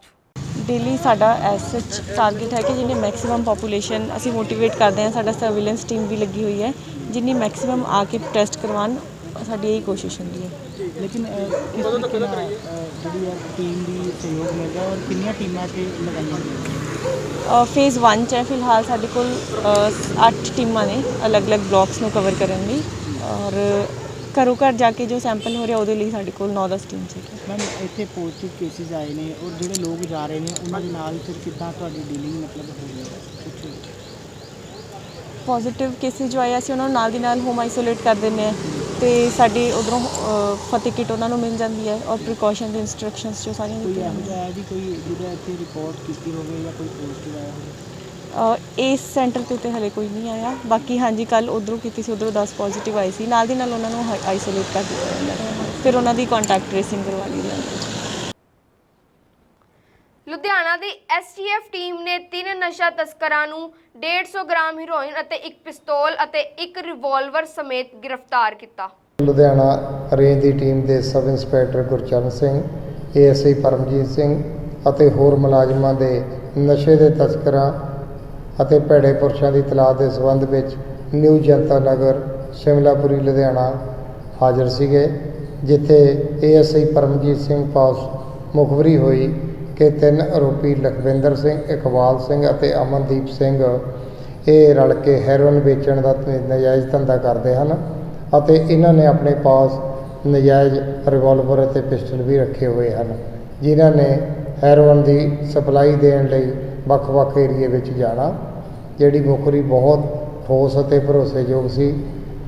ਜਿਸ ਮੁਖਬਰੀ ਦੇ ਆਧਾਰ 'ਤੇ ਅਸੀਂ 3 ਆਰੋਪੀਆਂ ਦੇ ਬਰਖਲਾਫ ਮੁਕੱਦਮਾ ਨੰਬਰ 52 ਅਧੀਨ ਧਾਰਾ NDPS ਐਕਟ ਅਤੇ ਆਰਮਜ਼ ਐਕਟ ਥਾਣਾ STF ਮੋਹਾਲੀ ਵਿਖੇ ਦਰਜ ਕਰਾਇਆ ਅਤੇ 3 ਆਰੋਪੀਆਂ ਨੂੰ ਕਾਬੂ ਕੀਤਾ। ਕਾਬੂ ਕਰਨ ਤੋਂ ਬਾਅਦ ਮੌਕਾ ਪਰ ਸ਼੍ਰੀ ਸੁਰਿੰਦਰ ਕੁਮਾਰ SP ਲੁਧਿਆਣਾ ਰੇਂਜ ਜੀ ਨੂੰ ਬੁਲਾ ਕੇ ਜਦੋਂ ਇਹਨਾਂ ਦੀ ਹਾਜ਼ਰੀ ਦੇ ਵਿੱਚ ਪੁਲਿਸ ਪਾਰਟੀ ਨੇ ਤਲਾਸ਼ੀ ਕੀਤੀ ਤਾਂ ਇਹਨਾਂ ਤਿੰਨੇ ਆਰੋਪੀਆਂ ਦੇ ਪਾਸੋਂ 150 ਗ੍ਰਾਮ ਹੈਰੋਇਨ, ਇੱਕ 32 ਬੋਰ ਰਿਵਾਲਵਰ, ਇੱਕ 7.65 mm ਪਿਸਟਲ ਜੋ ਨਜਾਇਜ਼ ਇਹਨਾਂ ਨੇ ਆਪਣੇ ਕਬਜ਼ੇ ਦੇ ਵਿੱਚ ਰੱਖੇ ਹੋਏ ਸਨ, ਇਹ ਬਰਾਮਦ ਹੋਏ ਅਤੇ ਇਹਨਾਂ ਨੂੰ ਕਾਬੂ ਕਰਕੇ ਗ੍ਰਿਫਤਾਰ ਕੀਤਾ। ਸਰ ਇਹ ਰਿਵਾਲਵਰ ਕਿੱਥੋਂ ਲੈ ਕੇ ਆਏ ਸੀ? ਇਹਨਾਂ ਨੇ ਮੁੱਢਲੀ ਪੁੱਛਗਿੱਛ ਤੇ ਦੱਸਿਆ ਵੀ ਇਹ ਜਿਹੜੇ ਰਿਵਾਲਵਰ ਇਹਨਾਂ ਨੇ ਕਾਨਪੁਰ ਯੂਪੀ ਤੋਂ ਖਰੀਦੇ ਹਨ। ਤੇ ਇਹਨਾਂ ਨੇ ਕੋਈ ਵਾਰਦਾਤ ਵੀ ਕਬੂਲੀ ਹੈ ਜੀ? ਇਹਨਾਂ ਦਾ ਅਜੇ ਮੁੱਢਲੀ ਪੁੱਛਗਿੱਛ ਤੇ ਵਾਰਦਾਤ ਬਾਰੇ ਇਨਸਾਫ ਨਹੀਂ ਕੀਤਾ, ਪਰ ਇਹਨਾਂ ਦਾ ਅੱਜ ਮਾਨਯੋਗ ਅਦਾਲਤ ਦੇ ਵਿੱਚ ਪੇਸ਼ ਕਰਕੇ ਰਿਮਾਂਡ ਲਵਾਂਗੇ ਅਤੇ ਲੰਮੀ ਪੁੱਛਗਿੱਛ ਕਰਕੇ ਪਤਾ ਕਰਾਵਾਂਗੇ ਵੀ ਇਹ ਕਿਸ ਪਰਪਸ ਵਾਸਤੇ ਖਰੀਦੇ ਸੀ, ਕੀ ਇਹਨਾਂ ਨੇ ਪਹਿਲਾਂ ਕੋਈ ਵਾਰਦਾਤ ਕੀਤੀ ਆ ਤੇ ਅੱਗੇ ਕਰਦੀ ਸੀ। ਇਹ ਸਾਰਾ ਡੂੰਘਾਈ ਨਾਲ ਇਹਦੀ ਜਾਂਚ ਕਰਾਂਗੇ। ਸਰ ਹੈਰੋਇਨ ਕਿੱਥੋਂ ਲਿਆਉਂਦੇ ਸੀ? ਹੈਰੋਇਨ ਇਹਨਾਂ ਨੇ ਇਹ ਹੈਰੋਇਨ ਇੱਥੋਂ ਫਿਰੋਜ਼ਪੁਰ ਤੋਂ ਇਹਨਾਂ ਨੇ ਮੁੱਢਲੀ ਪੁੱਛਗਿੱਛ ਦੇ ਦੱਸਿਆ ਵੀ ਫਿਰੋਜ਼ਪੁਰ ਦਾ ਇੱਕ ਵਿਅਕਤੀ ਇਹਨਾਂ ਨੂੰ ਫਿਰੋਜ਼ਪੁਰ ਹੀ ਬੁਲਾ ਕੇ ਦੇ ਦਿੰਦਾ ਤੇ ਉੱਥੋਂ ਇਹ ਜਾ ਕੇ ਆਪ ਲੈ ਕੇ ਆਉਂਦੇ। ਕਿੰਨੀ ਦੇਰ ਤੋਂ ਕੰਮ ਕਰ ਰਹੇ ਆ? ਕਰੀਬ 1 ਸਾਲ ਤੋਂ ਇਹ ਹੈਰੋਇਨ ਵੇਚਣ ਦਾ ਨਜਾਇਜ਼ ਧੰਦਾ ਕਰਦੇ ਨੇ। ਸਰ ਕੀ ਪਹਿਲਾਂ ਵੀ ਇਹਨਾਂ ਦੇ ਮਾਮਲੇ ਦਰਜ? ਪਹਿਲਾਂ ਅਜੇ ਇਹਨਾਂ ਦਾ ਰਿਕਾਰਡ ਚੈੱਕ ਕਰਵਾ ਰਹੇ ਹਾਂ, ਉਹ ਵੀ ਅਸੀਂ ਇਹ ਅੱਜ ਸ਼ਾਮ ਤੱਕ ਸਾਨੂੰ ਪਤਾ ਲੱਗ। ਜੰਡਿਆਲਾ ਗੁਰੂ 'ਚ ਆਸ਼ਿਕ ਨਾਲ ਮਿਲ ਪਤੀ ਦਾ ਕਤਲ ਕਰਨ ਵਾਲੀ ਮਹਿਲਾ ਨੂੰ ਕਾਬੂ ਕੀਤਾ ਗਿਆ। ਸੂਚਨਾ ਮੁਤਾਬਿਕ ਮਹਿਲਾ ਨੇ ਪਤੀ ਦੀ ਚਾਹ 'ਚ ਗੋਲੀਆਂ ਮਿਲਾ ਅਤੇ ਉਸ ਦਾ ਗਲਾ ਦਬਾ ਕੇ ਉਸ ਨੂੰ ਮੌਤ ਦੇ ਘਾਟ ਉਤਾਰਿਆ। ਹੁਣ ਰਿਸ਼ਤੇਦਾਰ ਵੱਲੋਂ ਸਖਤ ਤੋਂ ਸਖਤ ਕਾਰਵਾਈ ਦੀ ਮੰਗ ਕੀਤੀ ਜਾ ਰਹੀ ਹੈ। ਦੋਵਾਂ ਜੀਆਂ ਦੀ ਕੋਈ ਹੁੰਦੀ ਬਹਿਸ ਬਸਾਈ ਜੀ ਚੱਲਦੀ ਆ ਰਹੀ ਸੀ ਇਹਨਾਂ ਦੀ ਕੋਈ ਜੀ, ਤੇ ਬਹਿਸ ਬਸਾਈ ਵੀ ਇੱਦਾਂ ਦੀ ਚੱਲਦੀ ਆ ਰਹੀ, ਕੋਈ ਕੱਲ ਨੂੰ ਕੋਈ ਪਤਾ ਸੁਰ ਨਹੀਂ ਲੱਗਣ ਦਿੱਤਾ ਇਹਨਾਂ ਨੇ ਵੀ ਕੋਈ ਜਦੋਂ ਬਹਿਸ ਬਸਾਈ ਇਹਨਾਂ ਦੀ ਆਪਸ 'ਚ ਹੋਈ ਆ ਤੇ ਮੁੜ ਕੇ ਇਹਨਾਂ ਦੇ ਕੋਈ ਜਦੋਂ ਮਤਲਬ ਬੰਦੇ ਨੂੰ ਕੋਈ ਚਾਹ ਪਾ ਕੇ ਕੁਝ ਦੇ ਦਿੱਤਾ, ਜਾਨੇ ਕਿਸੇ ਨੇ ਕੋਈ ਸਾਜ਼ਿਸ਼ ਨਾਲ ਕਰਕੇ ਇਹ ਕੰਮ ਕੀਤਾ ਗਿਆ ਵਾ। ਤੇ ਕੋਈ ਇਹਨਾਂ ਦੀ ਕੋਈ ਇਹੋ ਜਿਹੀ ਕੋਈ ਗੱਲਬਾਤ ਨਹੀਂ ਜਾਂ ਪਹਿਲਾਂ ਕੋਈ ਬਿਮਾਰ ਨਹੀਂ, ਕੋਈ ਗੱਲ ਨਹੀਂ, ਕੋਈ ਬਾਤ ਨਹੀਂ, ਇਹੋ ਜਿਹੀ ਕੋਈ ਚੱਕਰ ਨਹੀਂ ਸੀ ਪਹਿਲਾਂ, ਜਾਂ ਕੋਈ ਬੰਦਾ ਬਿਮਾਰੀ ਜਾਂ ਕੋਈ ਮੈਡੀਸਨ ਲੈ ਰਿਹਾ ਜਾਂ ਕਿਸ ਤਰ੍ਹਾਂ ਵੀ। ਤੇ ਇਸ ਕਰਕੇ ਇਹਨੂੰ ਬੇਹੋਸ਼ੀ ਦੀ ਦਵਾਈ ਕੋ ਦੇ ਕੇ ਚਾਹ ਦੇ ਵਿੱਚ ਪਿਆ ਕੇ ਤੇ ਬਾਅਦ 'ਚ ਗਲਾ ਦਬਾਇਆ ਗਿਆ ਜੀ। ਇਹਦੀ ਮੈਸੇਜ ਨਹੀਂ ਜੀ। ਕੀ ਨਾਮ ਦਾ? ਸ਼ਰਨਜੀਤ ਕੌਰ। ਸਾਨੂੰ ਸਵੇਰੇ ਕੋਈ ਲੱਗਾ ਜੀ ਸਰ ਪੌਣੇ 8 ਵਜੇ ਦੇ ਕਰੀਬ ਪਤਾ ਲੱਗਾ ਸਵੇਰੇ ਸਾਨੂੰ। ਉਹ ਵੀ ਬਾਅਦ 'ਚ ਨਾਲ ਅਸੀਂ ਆਪ ਕੋਈ ਗਏ ਆ, ਕੋਈ ਘਰ ਜਾ ਕੇ ਵੇਖਿਆ ਵੀ ਬੰਦਾ ਕੋਈ 6:30 ਪੌਣੇ 7 ਵਜੇ ਦੇ ਕਰੀਬ ਮਤਲਬ ਬੰਦਾ ਉੱਠਦਾ ਵਾ, ਅੱਜ ਉੱਠਿਆ ਨਹੀਂ, ਕੀ ਗੱਲ ਹੈ ਜੀ। ਤੇ ਬਾਅਦ 'ਚ ਮੈਂ ਛੋਟਾ ਇਹਨਾਂ ਦਾ ਬੇਟਾ ਵਾ ਕੋਈ 6 ਸਾਲ ਦਾ, ਉਹਨੇ ਜਾ ਕੇ ਘਰ ਜਾ ਕੇ ਆਪਣੀ ਦਾਦੀ ਮੰਮਾ ਨੂੰ ਦੱਸਿਆ ਜਾ ਕੇ ਵੀ ਪਾਪਾ ਉੱਠੇ ਨਹੀਂ ਗਏ ਤੇ ਛੇਤੀ ਆਓ ਘਰ ਜਾ ਕੇ। ਤੇ ਇਹਨਾਂ ਦੀ ਜਿਹੜੀ ਸੁਖਦੇਵ ਸਿੰਘ ਦੀ ਜਿਹੜੀ ਮੈਸੇਜ ਸੀ ਉਹਨੇ ਨਹੀਂ ਜਾ ਕੇ ਮਤਲਬ ਵੇਖਿਆ ਜਾ ਕੇ ਮੇਰਾ ਬੰਦਾ ਉੱਠਿਆ ਨਹੀਂ ਗਾ, ਕੀ ਗੱਲ ਹੈ ਵੀ ਮੈਂ ਜਾ ਕੇ ਪਤਾ ਛਾਣਬੀਣ ਕਰਾਂ। ਛੋਟੇ ਬੱਚੇ ਨੇ ਜਾ ਕੇ ਦੱਸਿਆ ਵੀ ਦਾਦੀ ਮੰਮਾ ਨੂੰ ਜਾ ਕੇ, ਦਾਦੀ ਆਈ ਭੱਜੀ ਆਈ ਜਾ ਕੇ ਤੇ ਵੇਖਿਆ ਤੇ ਸੁਖਦੇਵ ਸਿੰਘ ਹੈਗਾ ਹੀ ਨਹੀਂ ਗਾ ਜੀ। ਮੰਗ ਕਰਦੇ ਸਰਦਾਰ ਕੋਈ ਵੀ ਚਲੋ ਇਹਨੂੰ ਪਿੱਛੇ ਪਰਿਵਾਰ ਨੂੰ ਆਪਣਾ ਮਿਲਣਾ ਚਾਹੀਦਾ, ਇਨਸਾਫ ਮਿਲਣਾ ਚਾਹੀਦਾ ਜਿਹਨੂੰ ਇਹੋ ਜਿਹੀ ਜਨਾਨੀ ਨੂੰ ਦੋਸ਼ੀ ਕਰਾ ਦਿੰਦੇ, ਕੋਈ ਸਜ਼ਾ ਸਖਤ ਤੋਂ ਸਖਤ ਸਜ਼ਾ ਦਿੱਤੀ ਜਾਵੇ। ਰਣਜੀਤ ਕੌਰ ਆ ਤੇ ਇਹਦੇ ਪਤੀ ਦਾ ਨਾਮ ਆ ਹਰਦੇਵ ਸਿੰਘ, ਤੇ ਦੋਵਾਂ ਚ ਅਣਬਣ ਰਹਿੰਦੀ ਸੀ। ਤੇ ਸ਼ਰਨਜੀਤ ਕੌਰ ਜਿਹੜੀ ਆ ਇਹਦੇ ਕੋਈ ਥੋੜੇ ਰਿਲੇਸ਼ਨ ਪਿੱਛੇ ਮੁੰਡੇ ਪੇਕੇ ਘਰ ਰਾਜਾ ਨਾਮ ਦੇ ਵਿਅਕਤੀ ਨਾਲ ਹੋ ਗਏ, ਤੇ 6 ਸਾਲ ਪੁਰਾਣੇ ਰਿਲੇਸ਼ਨ ਹੋਣ ਕਰਕੇ ਇਹਨਾਂ ਨੇ ਇੱਕ ਮਨ ਘੜਤਕ ਆਪਣੀ ਸਾਜ਼ਿਸ਼ ਕੀਤੀ, ਇੱਕ ਕਹਾਣੀ ਬਣਾਈ ਕਿ ਕਿਉਂ ਨਾ ਆਪਣੇ ਘਰ ਵਾਲੇ ਨੂੰ ਮਤਲਬ ਇਸ ਦੁਨੀਆ ਤੋਂ ਦੂਰ ਕੀਤਾ ਜਾਵੇ ਤੇ ਅਸੀਂ ਦੋਵੇਂ ਇਕੱਠੇ ਰਹਿ ਸਕੀਏ। ਇਹਦੇ ਤਹਿਤ ਉਹਨਾਂ ਨੇ ਇਹਨੂੰ ਦਿੱਤੀਆਂ ਗੋਲੀਆਂ ਨੀਂਦ ਦੀਆਂ ਵੀ ਆਹ ਤੂੰ ਸਵਾਦੀ, ਤੇ ਬਾਕੀ ਵਾਰਦਾਤ ਜਿਹੜੀ ਆ ਮੈਂ ਆਪੇ ਕਰਾਂਗਾ, ਤੈਨੂੰ ਨਹੀਂ ਫਿਕਰ ਹੋਣਾ ਚਾਹੀਦਾ ਕੋਈ। ਇਹਨਾਂ ਨੇ ਕੋਈ 10 ਕੁ ਵਜੇ ਗੋਲੀਆਂ ਦੇ ਦਿੱਤੀਆਂ ਚਾਹ 'ਚ ਪਾ ਕੇ। ਬੀਬੀ ਸ਼ਰਨਜੀਤ ਕੌਰ ਹੈ ਜੋ ਦੋਸ਼ਣ ਹੈ ਇਸ ਵਕਤ, ਤੇ ਪਤੀ ਇਹਦੇ ਨੇ ਚਾਹ ਪੀਤੀ, ਉਸ ਟਾਈਮ ਉਹਨੂੰ ਚੱਕਰ ਆਉਂਦਾ ਪਿਆ, ਲੰਮੇ ਪੈ ਗਿਆ ਵਾ, ਸੌਂ ਗਿਆ। ਜਦੋਂ ਬੇਹੋਸ਼ ਹੋ ਗਿਆ, ਇਹਨੂੰ ਪਤਾ ਲੱਗਾ ਬੇਹੋਸ਼ ਹੋ ਗਿਆ, ਇਹਨੇ ਉਹਨੂੰ ਸੱਦ ਲਿਆ ਵਾ। 11 ਕੁ ਵਜੇ ਇਹਨੇ ਦਰਵਾਜ਼ਾ ਖੋਲ੍ਹਿਆ ਵਾ, 11 11:30 ਜੋ ਇਹਦੇ ਬਿਆਨ ਮੁਤਾਬਕ ਆ। ਫਰਦੰਗ ਸਾਫ਼ ਕੀਤਾ ਇਹਨੇ, ਉਹ ਆਇਆ ਵਾ, ਉਹਨੇ ਆਣ ਕੇ ਤੇ ਅੰਦਰ ਉਹਨੂੰ ਕਿਸੇ ਚੀਜ਼ ਨਾਲ, ਹੁਣ ਇਹ ਤਫਤੀਸ਼ ਚੱਲ ਰਹੀ, ਦੇਖਦੇ ਆ। ਇਹ ਤੇ ਆਂਦੀ ਆ ਵੀ ਗਲਾ ਘੁੱਟ ਕੇ ਮਤਲਬ ਉਹਨੂੰ ਦਬਾ ਕੇ ਮਾਰਿਆ ਪਰਨੇ ਦੇ ਨਾਲ, ਤੇ ਦੱਸ ਕੇ ਗਿਆ ਇਹਨੂੰ ਵੀ ਮੈਂ ਮਤਲਬ ਆਪਣਾ ਕੰਮ ਤਮਾਮ ਕਰਤਾ ਵਾ, ਤੈਨੂੰ ਕੋਈ ਫਿਕਰ ਨਹੀਂ ਹੋਣਾ ਚਾਹੀਦਾ, ਹੁਣ ਆਪਾਂ ਇਕੱਠੇ ਰਹਾਂਗੇ। ਇਹੀ ਵਜ੍ਹਾ ਰੰਜਿਸ਼ ਕੀ ਰਹੀ ਆਪਣਾ ਉਸ ਤੋਂ ਬਾਅਦ ਜਿਹੜਾ? ਹਾਂਜੀ, ਮੇਨ ਵਜ੍ਹਾ ਰੰਜਿਸ਼ ਜਿਹੜੀ ਇਹੀ ਸੀ, ਨਜਾਇਜ਼ ਸੰਬੰਧ ਸੀ? ਵਜ੍ਹਾ ਰੰਜਿਸ਼ ਇਹੀ ਕਿ ਉਹ ਇਹਨੂੰ ਡੱਕਦਾ ਸੀ, ਉਹਨੂੰ ਪਹਿਲਾਂ ਵੀ ਇੱਕ ਦਿਨ ਭਜਾਇਆ ਸੀ ਘਰੋਂ। ਅੱਜ ਅਦਾਲਤ ਵਿੱਚ ਪੇਸ਼ ਕੀਤਾ ਗਿਆ? ਅੱਜ ਅਦਾਲਤ ਪੇਸ਼ ਕੀਤਾ ਗਿਆ ਤੇ 23 ਤੱਕ ਪੁਲਿਸ ਰਿਮਾਂਡ, 23/4/2021 ਤੱਕ ਪੁਲਿਸ ਰਿਮਾਂਡ ਮਿਲਿਆ ਵਾਪਸੀ। ਹਾਂਜੀ, ਬਾਲ ਬੱਚੇ 2, ਇੱਕ ਬੇਟੀ ਇੱਕ ਬੇਟਾ ਜੀ। ਅਟਾਰੀ ਬਾਰਡਰ ਤੇ ਵਿਸਾਖੀ ਦਾ ਪਵਿੱਤਰ ਤਿਉਹਾਰ ਮਨਾ ਕੇ ਪਹੁੰਚੇ ਸ਼ਰਧਾਲੂਆਂ ਨੇ ਦੱਸਿਆ ਕਿ ਪਾਕਿਸਤਾਨ ਦੀ ਗਵਰਨਮੈਂਟ ਤੇ ਵਾਸੀਆਂ ਨੇ ਬਹੁਤ ਪਿਆਰ ਦਿੱਤਾ। ਕਰੋਨਾ ਬਾਰੇ ਪੁੱਛਿਆ ਤਾਂ ਸ਼ਰਧਾਲੂਆਂ ਦਾ ਕਹਿਣਾ ਸੀ ਕਿ ਸਾਨੂੰ ਨਾ ਤਾਂ ਕਿਸੇ ਨੇ ਪਾਕਿਸਤਾਨ ਬਾਰਡਰ ਤੇ ਜਾਣ ਲੱਗੇ ਕੋਈ ਚੈੱਕ ਕੀਤਾ ਤੇ ਨਾ ਹੀ ਆਉਣ ਲੱਗੇ। ਭਾਰਤ ਵਿੱਚ ਦਾਖਲ ਹੁੰਦਿਆਂ ਹੀ ਸਾਡੇ ਟੈਸਟ ਸ਼ੁਰੂ ਕਰ ਦਿੱਤੇ ਗਏ। ਅੰਮ੍ਰਿਤਸਰ ਦੇ civil surgeon doctor Charanjit Singh ਦਾ ਕਹਿਣਾ ਹੈ ਕਰੀਬ 200 ਸ਼ਰਧਾਲੂ ਕਰੋਨਾ ਪੋਜ਼ਿਟਿਵ ਪਾਏ ਗਏ ਹਨ, ਪਰ ਕੁਝ ਸ਼ਰਧਾਲੂਆਂ ਵੱਲੋਂ ਗੁੱਸੇ ਵਿੱਚ ਆ ਕੇ ਰਿਕਾਰਡ ਫਾੜ ਵੀ ਦਿੱਤੇ ਗਏ। ਅਸੀਂ ਵਿਸਾਖੀ ਦੇ ਜਨਮ ਦਿਹਾੜੇ ਤੇ ਪਾਕਿਸਤਾਨ ਗਏ ਸੀ, ਉੱਥੇ ਸਾਡਾ ਬੜਾ ਸਵਾਗਤ ਕੀਤਾ ਉਹਨਾਂ ਨੇ। ਸਾਨੂੰ ਕੋਈ ਚੈਕਿੰਗ ਨਹੀਂ ਕੀਤੀ, ਬਹੁਤ ਪਰੇਸ਼ਾਨ ਨਹੀਂ ਸੀ ਕਿਸੇ ਕਿਸਮ ਦਾ, ਤੇ ਬਹੁਤ ਦਰਸ਼ਨ ਮੇਲੇ ਕਰਕੇ ਆਇਆ, ਬੜਾ ਆਨੰਦ ਆਇਆ ਤੇ ਬਹੁਤ ਅੱਛਾ ਰਿਹਾ ਪ੍ਰੋਗਰਾਮ। ਜਿਹੜਾ ਧਾਰਮਿਕ ਪ੍ਰੋਗਰਾਮ ਸਾਰੇ ਗੁਰਧਾਮ ਦਰਸ਼ਨ ਕੀਤੇ ਨੇ। ਪੰਜਾਬ ਸਾਹਿਬ ਗਏ ਸੀ, ਲਾਹੌਰ, ਨਨਕਾਣਾ ਸਾਹਿਬ, ਸੱਚੇ ਸੌਦੇ ਤੇ ਸਾਰੇ ਗੁਰਧਾਮ ਜਿਹੜੇ ਦਰਸ਼ਨ ਅਸੀਂ ਕੀਤੇ ਨੇ। ਸਿੰਘ ਸਾਹਿਬ, ਜਦੋਂ ਤੁਸੀਂ ਗਏ ਸੀ ਉਦੋਂ ਤੁਹਾਡਾ ਖਾਸ ਕਰਕੇ ਅਗਰ ਕਰੋਨਾ ਦੀ ਗੱਲ ਕਰਦੇ, ਕਰੋਨਾ ਟੈਸਟ ਹੋਏ ਸੀ? ਅਸੀਂ ਇੰਡੀਆ ਨੇ ਕੀਤਾ, ਸਾਨੂੰ ਤਾਂ ਕਿਸੇ ਨੇ ਪੁੱਛਿਆ ਸਾਨੂੰ ਕਰੋਨਾ ਸਾਨੂੰ ਕੋਈ ਪੁੱਛੇ ਨਹੀਂ ਜਾਂਦੇ ਨਾ ਜਾਂਦੇ ਉਹਨਾਂ ਦੇ। ਸਾਨੂੰ ਬਹੁਤ ਪਿਆਰ ਦਿੱਤਾ ਇੱਥੇ ਨਹੀਂ ਉੱਥੇ ਨਹੀਂ। ਸਾਨੂੰ ਸਰਕਾਰ ਨੇ ਚਾਹ ਪਾਣੀ ਪਿਆਉਂਦੇ ਨੇ, ਲੰਗਰ ਪ੍ਰਸ਼ਾਦੇ ਆਉਂਦੇ ਵੀ ਜਾਂਦੇ ਵੀ, ਖੂਬ ਉਹਨਾਂ ਸੇਵਾ ਕੀਤੀ। ਬਹੁਤ ਵਧੀਆ ਸੀ ਪਾਕਿਸਤਾਨ ਦੀ, ਬਹੁਤ ਵਧੀਆ ਸਿਕਿਉਰਿਟੀ ਸੀ ਸਾਰੇ ਪਾਸੇ। ਉਹਨਾਂ ਨੇ ਮਤਲਬ ਕਈ 10 ਗੱਡੀਆਂ ਆਪਣੀਆਂ, ਕਰੀਬ 500 ਸਿਕਿਉਰਿਟੀ ਮਿਲਟਰੀ ਵਾਲੇ ਜਵਾਨ ਉਹ ਸਾਡੇ ਮਗਰ ਲਾ ਕੇ ਸਾਡੀ ਸਿਕਿਉਰਿਟੀ ਕੀਤੀ ਹੈ। ਅਸੀਂ ਪੰਜਾ ਸਾਹਿਬ ਗਏ ਹਾਂ ਤਾਂ, ਅਸੀਂ ਨਨਕਾਣਾ ਸਾਹਿਬ ਗਏ ਹਾਂ ਤਾਂ, ਤੇ ਜਿੰਨੇ ਵੀ ਮਤਲਬ ਰਾਹ 'ਚ ਸਿਕਿਉਰਿਟੀ ਹੈ ਸਾਰੇ ਰਾਹ ਬੰਦ ਕਰ ਦਿੰਦੇ ਸੀ। ਸਾਡਾ ਜੱਥੇ ਨਿਕਲਦੇ ਸੀ, ਸਾਡੇ ਜੱਥਿਆਂ ਨੂੰ ਫੁੱਲ ਸਿਕਿਉਰਿਟੀ ਦਿੰਦੇ ਸੀ। ਜਿਹੜੀ ਹੁਣ ਕਰੋਨਾ ਦੀ ਮਹਾਮਾਰੀ ਬਹੁਤ ਜ਼ਿਆਦਾ ਫੈਲ ਗਈ ਹੈ ਜੀ, ਕਰੋਨਾ ਇਹਨਾਂ ਨੇ ਜਾਣ-ਬੁੱਝ ਕੇ ਕਰਨਾ ਸੀ। ਬੰਗਾਲ 'ਚ ਚੋਣਾਂ ਹੋਈਆਂ, ਕੋਈ ਕਰੋਨਾ ਨਹੀਂ ਹੋਇਆ। ਕੇਰਲ 'ਚ ਚੋਣਾਂ ਹੋਈਆਂ, ਕੋਈ ਕਰੋਨਾ ਨਹੀਂ ਹੋਇਆ। ਤਮਿਲਨਾਡੂ 'ਚ ਚੋਣਾਂ ਹੋ ਰਹੀਆਂ, ਕੋਈ ਕਰੋਨਾ ਨਹੀਂ ਹੋਇਆ। ਹੁਣ ਕਰੋਨਾ ਦਾ ਇੱਕ ਬਹਾਨਾ ਪਾ ਲਿਆ ਇਹਨਾਂ ਨੇ ਸਿਰਫ ਕਿ ਕਰੋਨਾ। ਅਗਰ ਇੱਥੇ ਕੋਈ ਕਰੋਨਾ ਪੋਜ਼ਿਟਿਵ ਹੈਗੇ ਵੀ ਸੀ, ਲੇਕਿਨ ਉਹਨਾਂ ਨੂੰ ਜੱਥੇ ਦੇ ਵਿੱਚ ਹੀ ਭੇਜੀ ਜਾ ਰਹੇ ਨੇ, ਕੀ ਕਹੋਗੇ? ਉਹ ਸਿਰਫ ਤੇ ਸਿਰਫ ਉਹਨਾਂ ਨੇ ਆਪਣੀ ਖਾਨਾ ਪੂਰੀ ਕੀਤੀ ਹੋਈ ਹੈ ਕਿ ਫਲਾਣਾ ਕਰੋਨਾ ਪੋਜ਼ਿਟਿਵ ਹੈ, ਫਲਾਣਾ ਨੈਗੇਟਿਵ ਹੈ। ਜੇ ਪੋਜ਼ਿਟਿਵ ਹੈ ਉਹਨਾਂ ਦੇ ਤੁਸੀਂ ਵੱਖਰਾ ਕਹਿ ਕੇ ਇਲਾਜ ਕਰਾਓ, ਉਹਨੂੰ ਹਸਪੀਟਲ ਭੇਜੋ, ਉਹਦਾ ਇੰਤਜ਼ਾਮ ਕਰੋ। ਇੰਤਜ਼ਾਮ ਇਹਨਾਂ ਕੋਲ ਹੈ ਨਹੀਂ। ਰੋਲਾ ਨਾ ਪਾਣਾ ਕਿ ਕਰੋਨਾ ਦੇ ਇੰਨੇ ਬੰਦੇ ਫੜ ਲਏ, ਇੰਨਾ ਬੰਦਾ ਆ ਗਿਆ, ਮਤਲਬ ਇਹਨਾਂ ਚੀਜ਼ਾਂ ਦਾ ਕੋਈ ਮਹੱਤਵ ਨਹੀਂ ਹੈਗਾ। ਆਮ ਪਬਲਿਕ ਨੂੰ ਤੰਗ ਕਰਨ ਵਾਲੀ ਗੱਲ ਹੈ, ਜੋ ਬਹੁਤ ਹੀ ਗਲਤ ਗੱਲ ਹੈ। ਅੱਜ ਜਿਹੜਾ ਜੱਥਾ ਮੱਥਾ ਟੇਕਣ ਗਏ ਸੀਗੇ ਪਾਕਿਸਤਾਨ 'ਚ, ਉਹ ਵਾਪਸ ਆਇਆ ਸੀਗਾ ਤੇ ਉਹਨਾਂ ਦੀ ਜਿਹੜੀ ਸੈਂਪਲਿੰਗ ਲਈ ਜਿਹੜੀ ਹੈਗੀਆਂ ਟੀਮ ਅਸੀਂ ਲਾਈਆਂ ਸੀਗੀਆਂ, ਜਿਹਦੇ 'ਚ ਅਸੀਂ ਸਾਡੇ ਡਾਕਟਰਸ ਤੇ ਪੈਰਾਮੈਡੀਕਲ, ਬਾਕੀ ਜਿਹੜਾ CHOs ਤੇ ਸਟਾਫ ਨਰਸ ਦਾ ਸਟਾਫ 8 ਟੀਮਾਂ ਲਾਈਆਂ ਗਈਆਂ ਸੀ ਉੱਥੇ।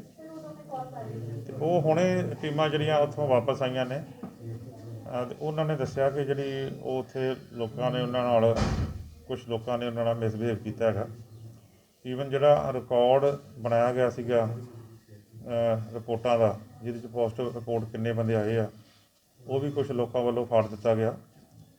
ਤੇ ਉਹਨਾਂ 'ਤੇ ਨਾ ਚੰਗੀ ਤਰ੍ਹਾਂ ਕੰਮ ਨਾ ਕਰਨ ਇਸ ਤਰ੍ਹਾਂ ਦੇ ਐਲੀਗੇਸ਼ਨ ਲੈ ਗਏ। ਪਰ ਜਦੋਂ ਡਾਕਟਰ ਨੇ ਹੁਣ ਦੱਸਿਆ ਵਾ, ਕਿਉਂਕਿ ਜਦੋਂ ਉਹ ਕੰਮ ਕਰਦੇ ਨੇ ਉਹਦੀ ਰਿਕਾਰਡ ਹਾਰਡ ਕਾਪੀ ਵੀ ਤਿਆਰ ਹੁੰਦੀ ਹੈ, ਅਤੇ ਨਾਲ ਜਿਹੜੀ ਹੈ ਉਹ ਲਾਈਨ ਲਿਸਟਿੰਗ ਤਿਆਰ ਹੁੰਦੀ ਹੈ। ਅਤੇ ਕੁਛ ਡਾਕਟਰਸ ਨਾਲ, ਇੱਕ ਡਾਕਟਰ ਜਿਹੜਾ ਸਾਡਾ ਸੀਗਾ, ਉਹਦੇ ਨਾਲ ਉਹਨਾਂ ਨੇ ਮਿਸਬਿਹੇਵ ਵੀ ਕੀਤਾ ਅਤੇ ਉਹਦੀ PP ਕਿੱਟ ਜਿਹੜੀ ਹੈ ਉਹ ਵੀ ਫਾੜ ਦਿੱਤੀ ਗਈ ਹੈ। ਅਤੇ ਸਭ ਤੋਂ ਜਿਹੜਾ ਮਾੜਾ ਹੈ ਉਹ ਹੈ ਕਿ ਰਿਕਾਰਡ ਜਿਹੜਾ ਹੈਗਾ ਮੌਕੇ 'ਤੇ ਉਹ ਫਾੜ ਦਿੱਤਾ ਗਿਆ। ਅਤੇ ਉਹਨਾਂ ਨੇ ਇਹ ਵੀ ਮੰਗ ਕੀਤੀ ਸੀ ਕਿ ਮੌਕੇ 'ਤੇ ਜਿਹੜਾ ਕੋਈ ਚਾਹ ਪਾਣੀ ਦਾ ਇੰਤਜ਼ਾਮ ਇਸ ਤਰ੍ਹਾਂ ਦਾ ਇਹਨਾਂ ਨੂੰ ਕਿਹਾ ਗਿਆ ਡਾਕਟਰਸ ਨੂੰ ਕਿ ਕਿਉਂ ਨਹੀਂ ਕੀਤਾ ਗਿਆ। ਉਹ ਡਾਕਟਰ ਦਾ ਕੰਮ ਜਿਹੜਾ ਸੀਗਾ ਉਹ ਟੈਸਟਿੰਗ ਤੱਕ ਮਤਲਬ ਸੀਗਾ ਕਿ ਇਹਨਾਂ ਨੇ ਟੈਸਟਿੰਗ ਕਰਨੀ ਹੈ ਰੈਪਿਡ, ਉਹਦੇ ਰਿਜ਼ਲਟਸ ਡਿਕਲੇਅਰ ਕਰਨੇ ਆ ਅਤੇ ਉਹਦਾ ਰਿਕਾਰਡ ਮੇਨਟੇਨ ਕਰਨਾ। ਇਹ ਜਿਹੜੀ ਅਜੇ ਘਟਨਾ ਵਾਪਰੀ ਹੈਗੀ, ਇਹਦਾ ਅਸੀਂ ਨੋਟਿਸ ਲਿਆ ਹੈ ਅਤੇ ਜੋ ਬਣਦੀ ਕਾਰਵਾਈ ਹੈ ਉਹ ਕੀਤੀ ਜਾਏਗੀ। ਨਹੀਂ, ਉੱਥੇ 8 ਟੀਮਾਂ ਜਿਹੜੀਆਂ ਲਗਾਈਆਂ ਗਈਆਂ ਸੀ, 4 ਵੈਨਸ ਭੇਜੀਆਂ ਗਈਆਂ ਸੀ, 8 ਟੀਮਾਂ ਲਗਾਈਆਂ ਗਈਆਂ ਸੀ ਤਾਂ ਕਿ ਜਿਹੜੇ ਸਾਰੇ ਸ਼ਰਧਾਲੂ ਆ ਰਹੇ ਆ ਉਹਨਾਂ ਦੀ ਸਮੇਂ ਸਿਰ ਜਿਹੜੀ ਆ ਸੈਂਪਲਿੰਗ ਹੋ ਸਕੇ ਅਤੇ ਜੇ ਕੋਈ ਪੋਜ਼ੀਟਿਵ ਆਉਂਦਾ ਤਾਂ ਉਹਦਾ ਅਸੀਂ ਇਲਾਜ ਕਰ ਸਕੀਏ। ਪਰ ਉਹ ਉੱਥੇ ਜਿਹੜਾ ਅੱਜ ਵਾਕਿਆ ਹੋਇਆ ਉਹਦੇ ਕਾਰਨ ਕਾਫੀ ਜਿਹੜੀ ਹੈਗੀ ਆ ਮੈਡੀਕਲ ਸਟਾਫ ਨੂੰ ਜਿਹੜੀ ਦਿੱਕਤ ਆਈ ਹੈ। ਨਹੀਂ, ਸੈਂਪਲਿੰਗ ਉਦੋਂ ਚੱਲ ਰਹੀ ਸੀ, ਮਗਰ 650 ਦੀ ਜਿਹੜੀ ਸੈਂਪਲਿੰਗ ਹੋ ਚੁੱਕੀ ਸੀ। ਉਸ ਟਾਈਮ ਉਹਨਾਂ ਦੀ ਰਿਪੋਰਟ ਦੇ ਮੁਤਾਬਕ 200 ਬੰਦਾ ਪੋਜ਼ਿਟਿਵ ਆ ਚੁੱਕਾ ਸੀਗਾ ਅਤੇ ਉਹ ਰਿਕਾਰਡ ਜਿਹੜਾ ਹੈਗਾ ਉਹ ਹੁਣ ਸਾਨੂੰ ਦੱਸਿਆ, ਉਹਨਾਂ ਨੇ ਲਿਖ ਕੇ ਵੀ ਦੇ ਰਹੇ ਨੇ ਡਾਕਟਰ, ਕਿ ਸਾਰਾ ਰਿਕਾਰਡ ਜਿਹੜਾ ਉਹ ਕੁਛ ਰਿਕਾਰਡ ਬਚਿਆ ਹੈਗਾ ਅਤੇ ਬਾਕੀ ਰਿਕਾਰਡ ਜਿਹੜਾ ਉਹ ਫਾੜ ਦਿੱਤਾ ਗਿਆ ਹੈ। ਅਤੇ ਇਹਦੀ ਅਸੀਂ ਆਪਦੇ ਪੱਧਰ 'ਤੇ ਵੀ ਜਿਹੜੀ ਹੈਗੀ ਆ ਜਿਹੜੇ ਸਹਾਇਕ ਸਿਵਲ ਸਰਜਨ ਨੂੰ ਮੈਂ ਕਿਹਾ ਇਹਦੀ ਉਹ ਜਾਂਚ ਕਰਨਗੇ ਕਿ ਕੀ ਉੱਥੇ ਵਾਕਿਆ ਹੋਇਆ। ਅਤੇ ਬਾਕੀ ਅਸੀਂ ਮਾਣਯੋਗ DC ਸਾਹਿਬ ਜਿਹੜੇ ਹੈਗੇ ਆ ਪੁਲਿਸ ਕਮਿਸ਼ਨਰ ਅਤੇ SSP ਦਿਹਾਤੀ ਆ, ਉਹਨਾਂ ਦੇ ਧਿਆਨ ਵਿੱਚ ਇਹ ਮਾਮਲਾ ਲਿਆ ਰਹੇ ਹੈਗੇ ਆ, ਤਾਂ ਕਿ ਅੱਗੇ ਤੋਂ ਜਿਹੜਾ ਇਸ ਤਰ੍ਹਾਂ ਦਾ ਕੋਈ ਹੈਗੀ ਆ ਘਟਨਾ ਨਾ ਵਾਪਰੇ। ਕੰਪਲੇਂਟ ਫਾਈਲ ਕਰ ਰਹੇ ਸਰ ਤੁਸੀਂ? ਨਹੀਂ, ਪਹਿਲਾਂ ਅਸੀਂ ਪਹਿਲਾਂ ਵਾਕਿਆ ਦੇਖ ਰਹੇ ਹਾਂ ਕਿ ਉਹਨਾਂ ਤੋਂ ਡਾਕਟਰ ਸਾਨੂੰ ਕੀ ਸਟੇਟਮੈਂਟ ਦਿੰਦੇ ਹੈਗੇ ਆ, ਉਹਨੂੰ ਦੇਖਣ ਉਪਰੰਤ ਜੋ ਵੀ ਫੈਸਲਾ ਕੀਤਾ ਜਾਏਗਾ। ਜਿਹੜੇ ਪੋਜ਼ਿਟਿਵ ਹੋਏ ਸਰ ਉਹ ਕਿੱਥੇ ਨੇ? ਕੋਈ ਇਲਾਜ ਹੋ ਰਿਹਾ ਕਿ ਨਹੀਂ, ਇਲਾਜ ਤਾਂ ਦੇਖੋ ਕੋਈ ਬੰਦਾ ਵੀ ਪੋਜ਼ਿਟਿਵ ਆਉਂਦਾ ਨਾ ਜਦੋਂ, ਉਹਦੀ ਡਿਊਟੀ ਆ ਉਹਨੇ ਹੋਮ ਆਈਸੋਲੇਟ ਹੋਣਾ ਐਜ਼ ਪਰ ਗਵਰਨਮੈਂਟ ਗਾਈਡਲਾਈਨ ਜਿਹੜੀਆਂ ਇਹ ਅਖਬਾਰਾਂ ਵਿੱਚ ਵੀ ਆ ਰਹੀਆਂ ਨੇ, TV ਤੇ ਵੀ ਅਵੇਲੇਬਲ ਹੈਗੀਆਂ, ਅਤੇ ਹਦਾਇਤਾਂ ਸਰਕਾਰ ਵੱਲੋਂ ਵੀ ਹੈਗੀਆਂ ਕਿ ਅਸੀਂ ਉਹਨਾਂ ਨੇ ਹੋਮ ਆਈਸੋਲੇਟ ਹੋਣਾ ਦਾ ਐਜ਼ ਪਰ ਨੋਰਮਲ ਜਿਹੜਾ ਕੋਵਿਡ ਪ੍ਰੋਟੋਕੋਲ ਹੈਗਾ। ਅਤੇ ਆਲਰੇਡੀ ਔਨ ਦੀ ਸਪੌਟ ਜਿਹੜੇ ਬੰਦੇ ਪੋਜ਼ਿਟਿਵ ਆਏ ਸੀ ਉਹਨਾਂ ਨੂੰ ਕਹਿ ਦਿੱਤਾ ਗਿਆ ਸੀ ਮੌਕੇ 'ਤੇ ਕਿ ਤੁਸੀਂ ਹੋਮ ਆਈਸੋਲੇਟ ਹੋਣਾ ਹੈ। ਉਹਨਾਂ ਨੇ ਇਹ ਵੀ ਕਿਹਾ ਸੀ ਕਿ ਤੁਸੀਂ ਵੱਖਰੇ ਤੌਰ 'ਤੇ ਜਾਓਗੇ ਜਿਹੜੇ ਪੋਜ਼ਿਟਿਵ ਕੇਸ ਹੈਗੇ ਆ। ਮੈਂ ਕਿਹਾ ਸਾਡੀ ਟੀਮ ਨੇ ਜੋ ਹਦਾਇਤਾਂ ਸੀ ਮੌਕੇ 'ਤੇ ਉਹ ਆਲਰੇਡੀ ਉਹਨਾਂ ਨੂੰ ਜਿਹੜੇ ਸ਼ਰਧਾਲੂ ਆਏ ਸੀ ਉਹਨਾਂ ਦੇ ਧਿਆਨ ਵਿੱਚ ਲਿਆ ਦਿੱਤਾ ਗਿਆ ਸੀ ਗੱਲਾਂ ਨੂੰ, ਇਹ ਤਾਂ ਕਿ ਉਹ ਜਿਹੜੀ ਹੈਗੀ ਕੋਈ ਪੋਜ਼ਿਟਿਵ ਕੇਸ ਸੋਸਾਇਟੀ ਵਿੱਚ ਨਾ ਘੁੰਮੇ। ਸਰ ਜਿਹੜੇ ਰਹਿ ਗਏ ਨੇ ਸਰ ਸ਼ਰਧਾਲੂ ਜਾਂ ਸਾਰਿਆਂ ਦੇ ਹੋ ਗਏ ਨੇ ਟੈਸਟ ਜੀ 800? ਨਹੀਂ, ਟੈਸਟਿੰਗ ਉਸ ਤੋਂ ਬਾਅਦ ਜਿਹੜਾ ਹੈਗਾ ਉਹ ਕਾਫੀ ਜ਼ਿਆਦਾ ਉੱਥੇ ਜਿਹੜਾ ਜਦੋਂ ਇਸ ਤਰ੍ਹਾਂ ਦਾ ਸੀਨ ਕ੍ਰੀਏਟ ਹੋਇਆ ਅਤੇ ਉਹ ਹੁਣ ਡਾਕਟਰ ਦੱਸ ਰਹੇ ਨੇ ਕਿ ਉਹਨਾਂ ਨੂੰ ਉੱਥੋਂ ਜਦੋਂ ਉਹਨਾਂ ਦੇ ਹੱਥੋਂ ਪਾਈ ਤੱਕ ਆ ਗਏ, ਡਾਕਟਰ ਨੂੰ ਈਵਨ ਫੀਮੇਲ ਸਟਾਫ ਨੂੰ ਵੀ ਡਾਕਟਰ ਲਿਖ ਕੇ ਦੇ ਰਹੇ ਨੇ ਕਿ ਉਹਨਾਂ ਨੂੰ ਕੁਛ ਹੱਥੋਂ ਪਾਈ ਕੀਤੀ ਹੈ, ਅਤੇ ਫਿਰ ਉਹ ਭੱਜ ਕੇ ਜਿਹੜੇ ਹੈਗੇ ਉਹਨਾਂ ਨੂੰ ਡਾਕਟਰ ਨੂੰ ਉੱਥੋਂ ਆਉਣਾ ਪਿਆ। ਸਰ ਜਿਹੜੇ ਜੇ ਕਿਸੇ ਦੇ ਰਹਿ ਗਏ ਨੇ ਤਾਂ ਦੁਬਾਰਾ ਉਹਨਾਂ ਨੇ ਜਿਹੜੇ ਸੰਬੰਧਿਤ ਜ਼ਿਲ੍ਹਿਆਂ ਦੇ ਨਾਲ ਦੁਬਾਰਾ ਸੈਂਪਲਿੰਗ ਲਈ ਜਾ ਸਕਦੀ ਉਹਨਾਂ ਦੀ? ਅਸੀਂ ਤਾਂ ਦੇਖੋ ਚਾਹੁੰਦੇ ਹਾਂ, ਅਸੀਂ ਤਾਂ ਰੋਜ਼ 6000 ਤੋਂ ਵੱਧ ਸੈਂਪਲ ਕਰ ਰਹੇ ਹਾਂ ਪਹਿਲਾਂ ਵੀ, ਅਤੇ we are already in the service of people. ਅਸੀਂ ਤਾਂ ਹੁਣ ਵੀ ਤਿਆਰ ਹੈਗਾ, ਜੇ ਕੋਈ ਸੈਂਪਲ ਹੁਣ ਵੀ ਉਹ ਕਰਾਉਣਾ ਚਾਹੁਣਗੇ ਅਸੀਂ ਹੁਣ ਵੀ ਸਪੈਸ਼ਲ ਟੀਮ ਲਾ ਕੇ ਸੈਂਪਲ ਕਰਨ ਲਈ ਤਿਆਰ ਹੈਗੇ। ਪਰ ਸਰ ਜਿਹੜੇ ਕਰੋਨਾ ਪੋਜ਼ਿਟਿਵ ਆਏ 200 ਬੰਦਾ ਹੈ ਉਹ ਬਾਕੀ ਸਾਰੇ ਦੇ ਨਾਲ ਬਾਹਰ ਇਕੱਠੇ ਆ ਗਏ ਤੇ ਬਾਕੀ ਵੀ ਖਤਰਾ ਨਹੀਂ, ਖਤਰਾ ਤਾਂ ਦੇਖੋ ਜਦੋਂ ਉਹਨਾਂ ਨੂੰ ਕਹਿਦਾ ਕਿ ਤੁਸੀਂ ਆਈਸੋਲੇਟ ਹੋ ਜਾਓ, ਆਪਦੀ ਜਿਹੜੀ ਵੈਨਸ ਆਈਆਂ ਤੁਸੀਂ ਅਲੱਗ ਵੈਨ 'ਤੇ ਚਲੇ ਜਾਓ। ਇਹ ਤਾਂ ਡਿਊਟੀ ਆ, ਜਿਹੜਾ ਬੰਦਾ ਪੋਜ਼ਿਟਿਵ ਆਇਆ ਉਹ ਗਵਰਨਮੈਂਟ ਨੇ ਰਿਲੈਕਸੇਸ਼ਨ ਦਿੱਤੀ ਸੀ। ਪਹਿਲਾਂ ਜਿਸ ਤਰ੍ਹਾਂ ਐਨੈਕਸਰ A ਬਣਦਾ ਸੀ, B ਬਣਦਾ, ਸਰਟੀਫਿਕੇਟ ਬਣਦੇ ਸੀ, ਉਹ ਲੋਕਾਂ ਦੀ ਸਹੂਲਤ ਨੂੰ ਮੁੱਖ ਰੱਖਦਿਆਂ ਸਰਕਾਰ ਨੇ ਫੈਸਲਾ ਕੀਤਾ ਸੀ ਕਿ ਉਹ ਬੰਦਾ ਸੈਲਫ ਆਈਸੋਲੇਟ ਹੋ ਜਾਏ, ਕਿ ਆਪਣੇ ਆਪ ਘਰ ਵਿੱਚ ਚਲਾ ਜਾਵੇ ਅਤੇ ਆਈਸੋਲੇਟ ਹੋ ਜਾਵੇ। ਤੁਹਾਨੂੰ ਕੀ ਲੱਗਦਾ ਉਹਨਾਂ ਵੱਲੋਂ ਦੁਰਵਿਵਹਾਰ ਕਿਉਂ ਕੀਤਾ ਗਿਆ? ਇਹ ਤਾਂ ਉਹਨਾਂ ਨੂੰ ਪਤਾ ਹੋਵੇਗਾ ਜਿਹਨਾਂ ਨੇ ਕੀਤਾ। ਇਹੋ ਜਿਹੇ ਇਲਾਕੇ ਕਿਉਂ ਬਣੇ? ਨਹੀਂ, ਇਹ ਤਾਂ ਉਹ ਦੱਸ ਸਕਦੇ ਕੀ ਕਾਰਨ ਹੈਗਾ। ਟੀਮ ਸਫੀਸ਼ੀਐਂਟ ਸੀਗੀਆਂ ਸਰ? ਮੈਂ ਕਿ ਟੀਮਾਂ ਦੇਖੋ ਜੀ 8 ਟੀਮਾਂ ਮੋਰ ਦੈਨ ਸਫੀਸ਼ੀਐਂਟ ਸੀ। 1000 ਕਿੱਟ ਦਿੱਤੀ ਗਈ ਸੀ ਉਹਨਾਂ ਨੂੰ, ਬਲਕਿ ਕਿੱਟਾਂ ਵੱਧ ਦਿੱਤੀਆਂ ਗਈਆਂ ਸੀ। ਟੀਮਾਂ 4 ਵੈਨਸ ਭੇਜੀਆਂ ਗਈਆਂ ਸੀ। ਟੀਮਾਂ ਮੋਰ ਦੈਨ ਸਫੀਸ਼ੀਐਂਟ ਸੀਗੀਆਂ। ਟੀਮਾਂ ਵੱਲੋਂ ਕੋਈ ਦਿੱਕਤ ਨਹੀਂ ਹੈਗੀ। ਆਲਰੇਡੀ ਦੇਖੋ ਇਹ ਸੈਂਪਲਿੰਗ ਸਾਡੀ 1 ਸਾਲ ਤੋਂ ਜਿਹੜੀ ਹੈਗੀ ਆ ਵੀ ਆਰ ਡੂਇੰਗ ਸੈਂਪਲਿੰਗ, ਅਤੇ ਕਦੀ ਇਹੋ ਜਿਹਾ ਇਸ਼ੂ ਨਹੀਂ ਆਇਆ ਹੈਗਾ। ਅਤੇ ਬਲਕਿ ਮੋਰ ਓਵਰ ਜਿਹੜਾ ਇਹਦੇ 'ਚ ਜ਼ਿਆਦਾ ਸਟਾਫ ਸੀ ਉਹ ਫੀਮੇਲ ਸਟਾਫ ਸੀਗਾ, ਇਹਦੇ ਵਿੱਚ ਜ਼ਿਆਦਾ ਜਿਹੜਾ ਫੀਮੇਲ ਸਟਾਫ ਸੀਗਾ, ਅਤੇ ਇਸ ਕਰਕੇ ਜਿਹੜੀ ਹੈਗੀ ਆ ਉਹ ਜਿਹੜੀ ਦਿੱਕਤ ਆਈ ਆ ਉਹ ਹੁਣ ਅਸੀਂ ਦੇਖ ਰਹੇ ਹਾਂ ਕਿ ਉਹ ਕੀ ਕਾਰਨ ਬਣਿਆ ਉਹਦਾ। ਤਾਂ ਇਹ ਸਨ ਅੱਜ ਦੀਆਂ ਮੁੱਖ ਖਬਰਾਂ। ਨਵੀਆਂ ਤੇ ਤਾਜ਼ੀਆਂ ਖਬਰਾਂ ਦੇਖਣ ਲਈ ਵੇਖਦੇ ਰਹੋ ਪੰਜਾਬ ਵਾਇਰ ਨਿਊਜ਼। ਧੰਨਵਾਦ। ਖਬਰਾਂ ਨਾਲ ਜੁੜੇ ਰਹੋ ਦਿਨ ਰਾਤ ਸਿਰਫ ਪੰਜਾਬ ਵਾਇਰ ਨਿਊਜ਼ ਦੇ ਨਾਲ।